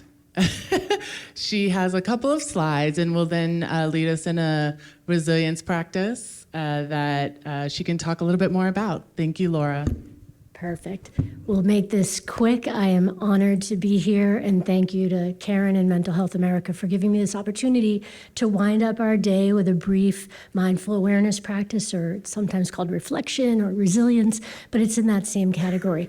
But before I do that, I'll introduce myself. I run an organization called Inner Explorer. We bring these same exact practices into schools and early learning centers across the country. We are in about 5,000 schools and with about 2.5 million students practicing every day, which is 5% of the student population, so not a lot yet, but we're getting there. So before I lead you through this practice, I wanted to share a true story that is really relevant to the topic that we're talking about today. 100 years ago, and many of you may not realize this, there was a crisis occurring in the United States. The US government was involved. It was affecting our soldiers. It was affecting adults and children. It was the dental health crisis. I'm not making this up. 100 years ago, there was a dental health crisis, and it sounds strange, but what was happening was that people's teeth were getting plaque and cavities, and it was causing great pain. Teeth were getting removed, and besides the pain, it also affects how you talk, how you eat, and it was just destroying people's lives because the bacteria associated with gum disease also can be fatal, right? It can move to other parts of the body. So it was a real crisis. What was happening, some of the best minds in the world were actually working on how to solve this. And they did a lot of things that will sound familiar. They wanted more dentists trained. We need to increase the pipeline of dentists because there's so many people with these problems. We need more seats in more clinics, right? We need places for people to go in order to be helped. We need more medication to improve, to stop the pain and improve some of the outcomes. And those things helped, certainly. But all of a sudden, this came along. And people realized that with simple preventative practices, we could remove the plaque and the food particles on the teeth, and we would end the dental health crisis. How many of you brushed your teeth today? Come on, tell the truth. When we ask this in classrooms, you get a mixture of responses, believe me. But this hasn't really changed much for 100 years. It used to be made of horse hair or animal hair, and it was expensive and difficult to make, and about 5% of the population 100 years ago brushed their teeth. Now, way more than 80% because nylon bristles, easy to build, very inexpensive and easy to distribute. So what I am advocating for in this room as we are about to practice together is that mindfulness or mindful awareness is to mental health what teeth brushing is to dental health. It does not solve every problem, but it gets us part of the way there. And the mental health crisis that we know today could be attenuated and maybe even solved if we got serious about doing this in every classroom every day. So with that, I will encourage you to join along with me by closing your eyes or looking downward, whatever is most comfortable. And just begin with a few slow and deep breaths to settle in to this moment.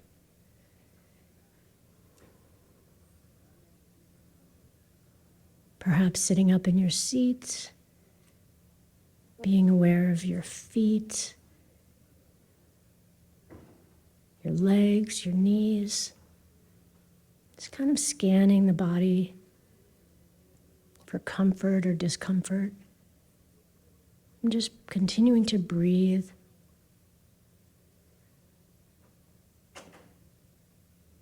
Bringing your attention to the back of your legs and where they connect to the surface that you're sitting on.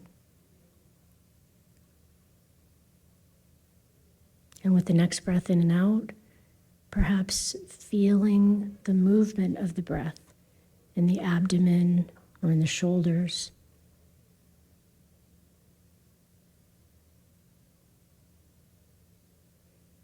Bringing awareness to thoughts that may be coming and going as you practice in this way. Maybe wondering when it will end, or maybe enjoying it for a few moments. Whatever is there, just let that be there and notice.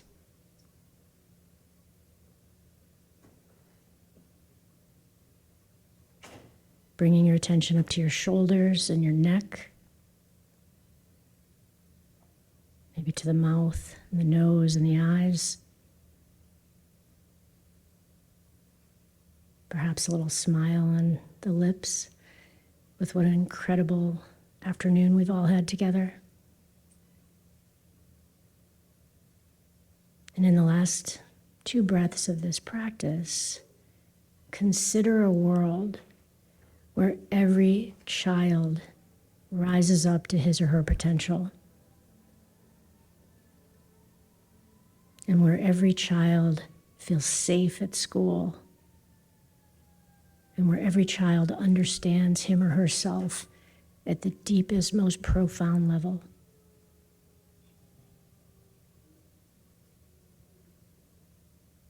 And now opening your eyes when you're ready.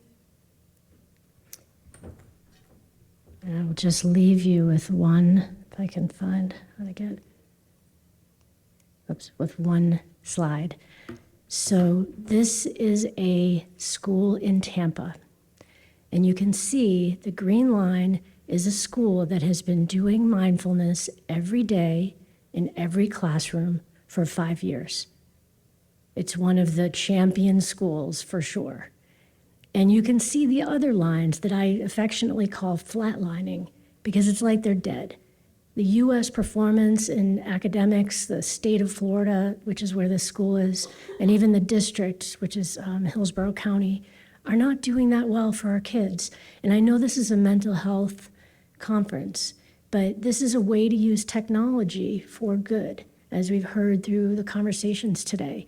And extreme, amazing academic performance, going from worst to first, right? F to A in multiple subjects isn't just about academics, it's about choices.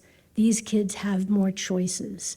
These kids are empowered to understand themselves and to be able to choose the pathway that they're gonna take.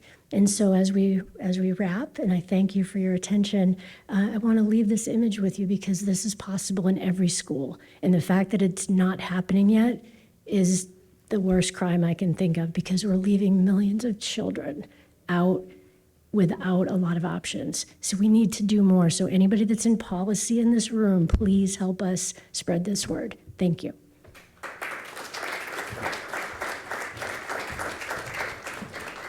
Thank you so much, Laura. We've had really an amazing day. I don't want to stand between you and lots of enjoyment of food and beverage. We heard about research, policies, youth perspectives, and some of the actions that our legislators and agencies at the federal and state level are taking. We'd love to work with you all going forward on improving youth mental health, including on online and technology design, legislation, and policies. So we thank you so much for your time, and hope you enjoy the rest of the conference week. Tomorrow is affiliate day, and we have some hors d'oeuvres and beverages in the next room over that congressional B over there. So thank you.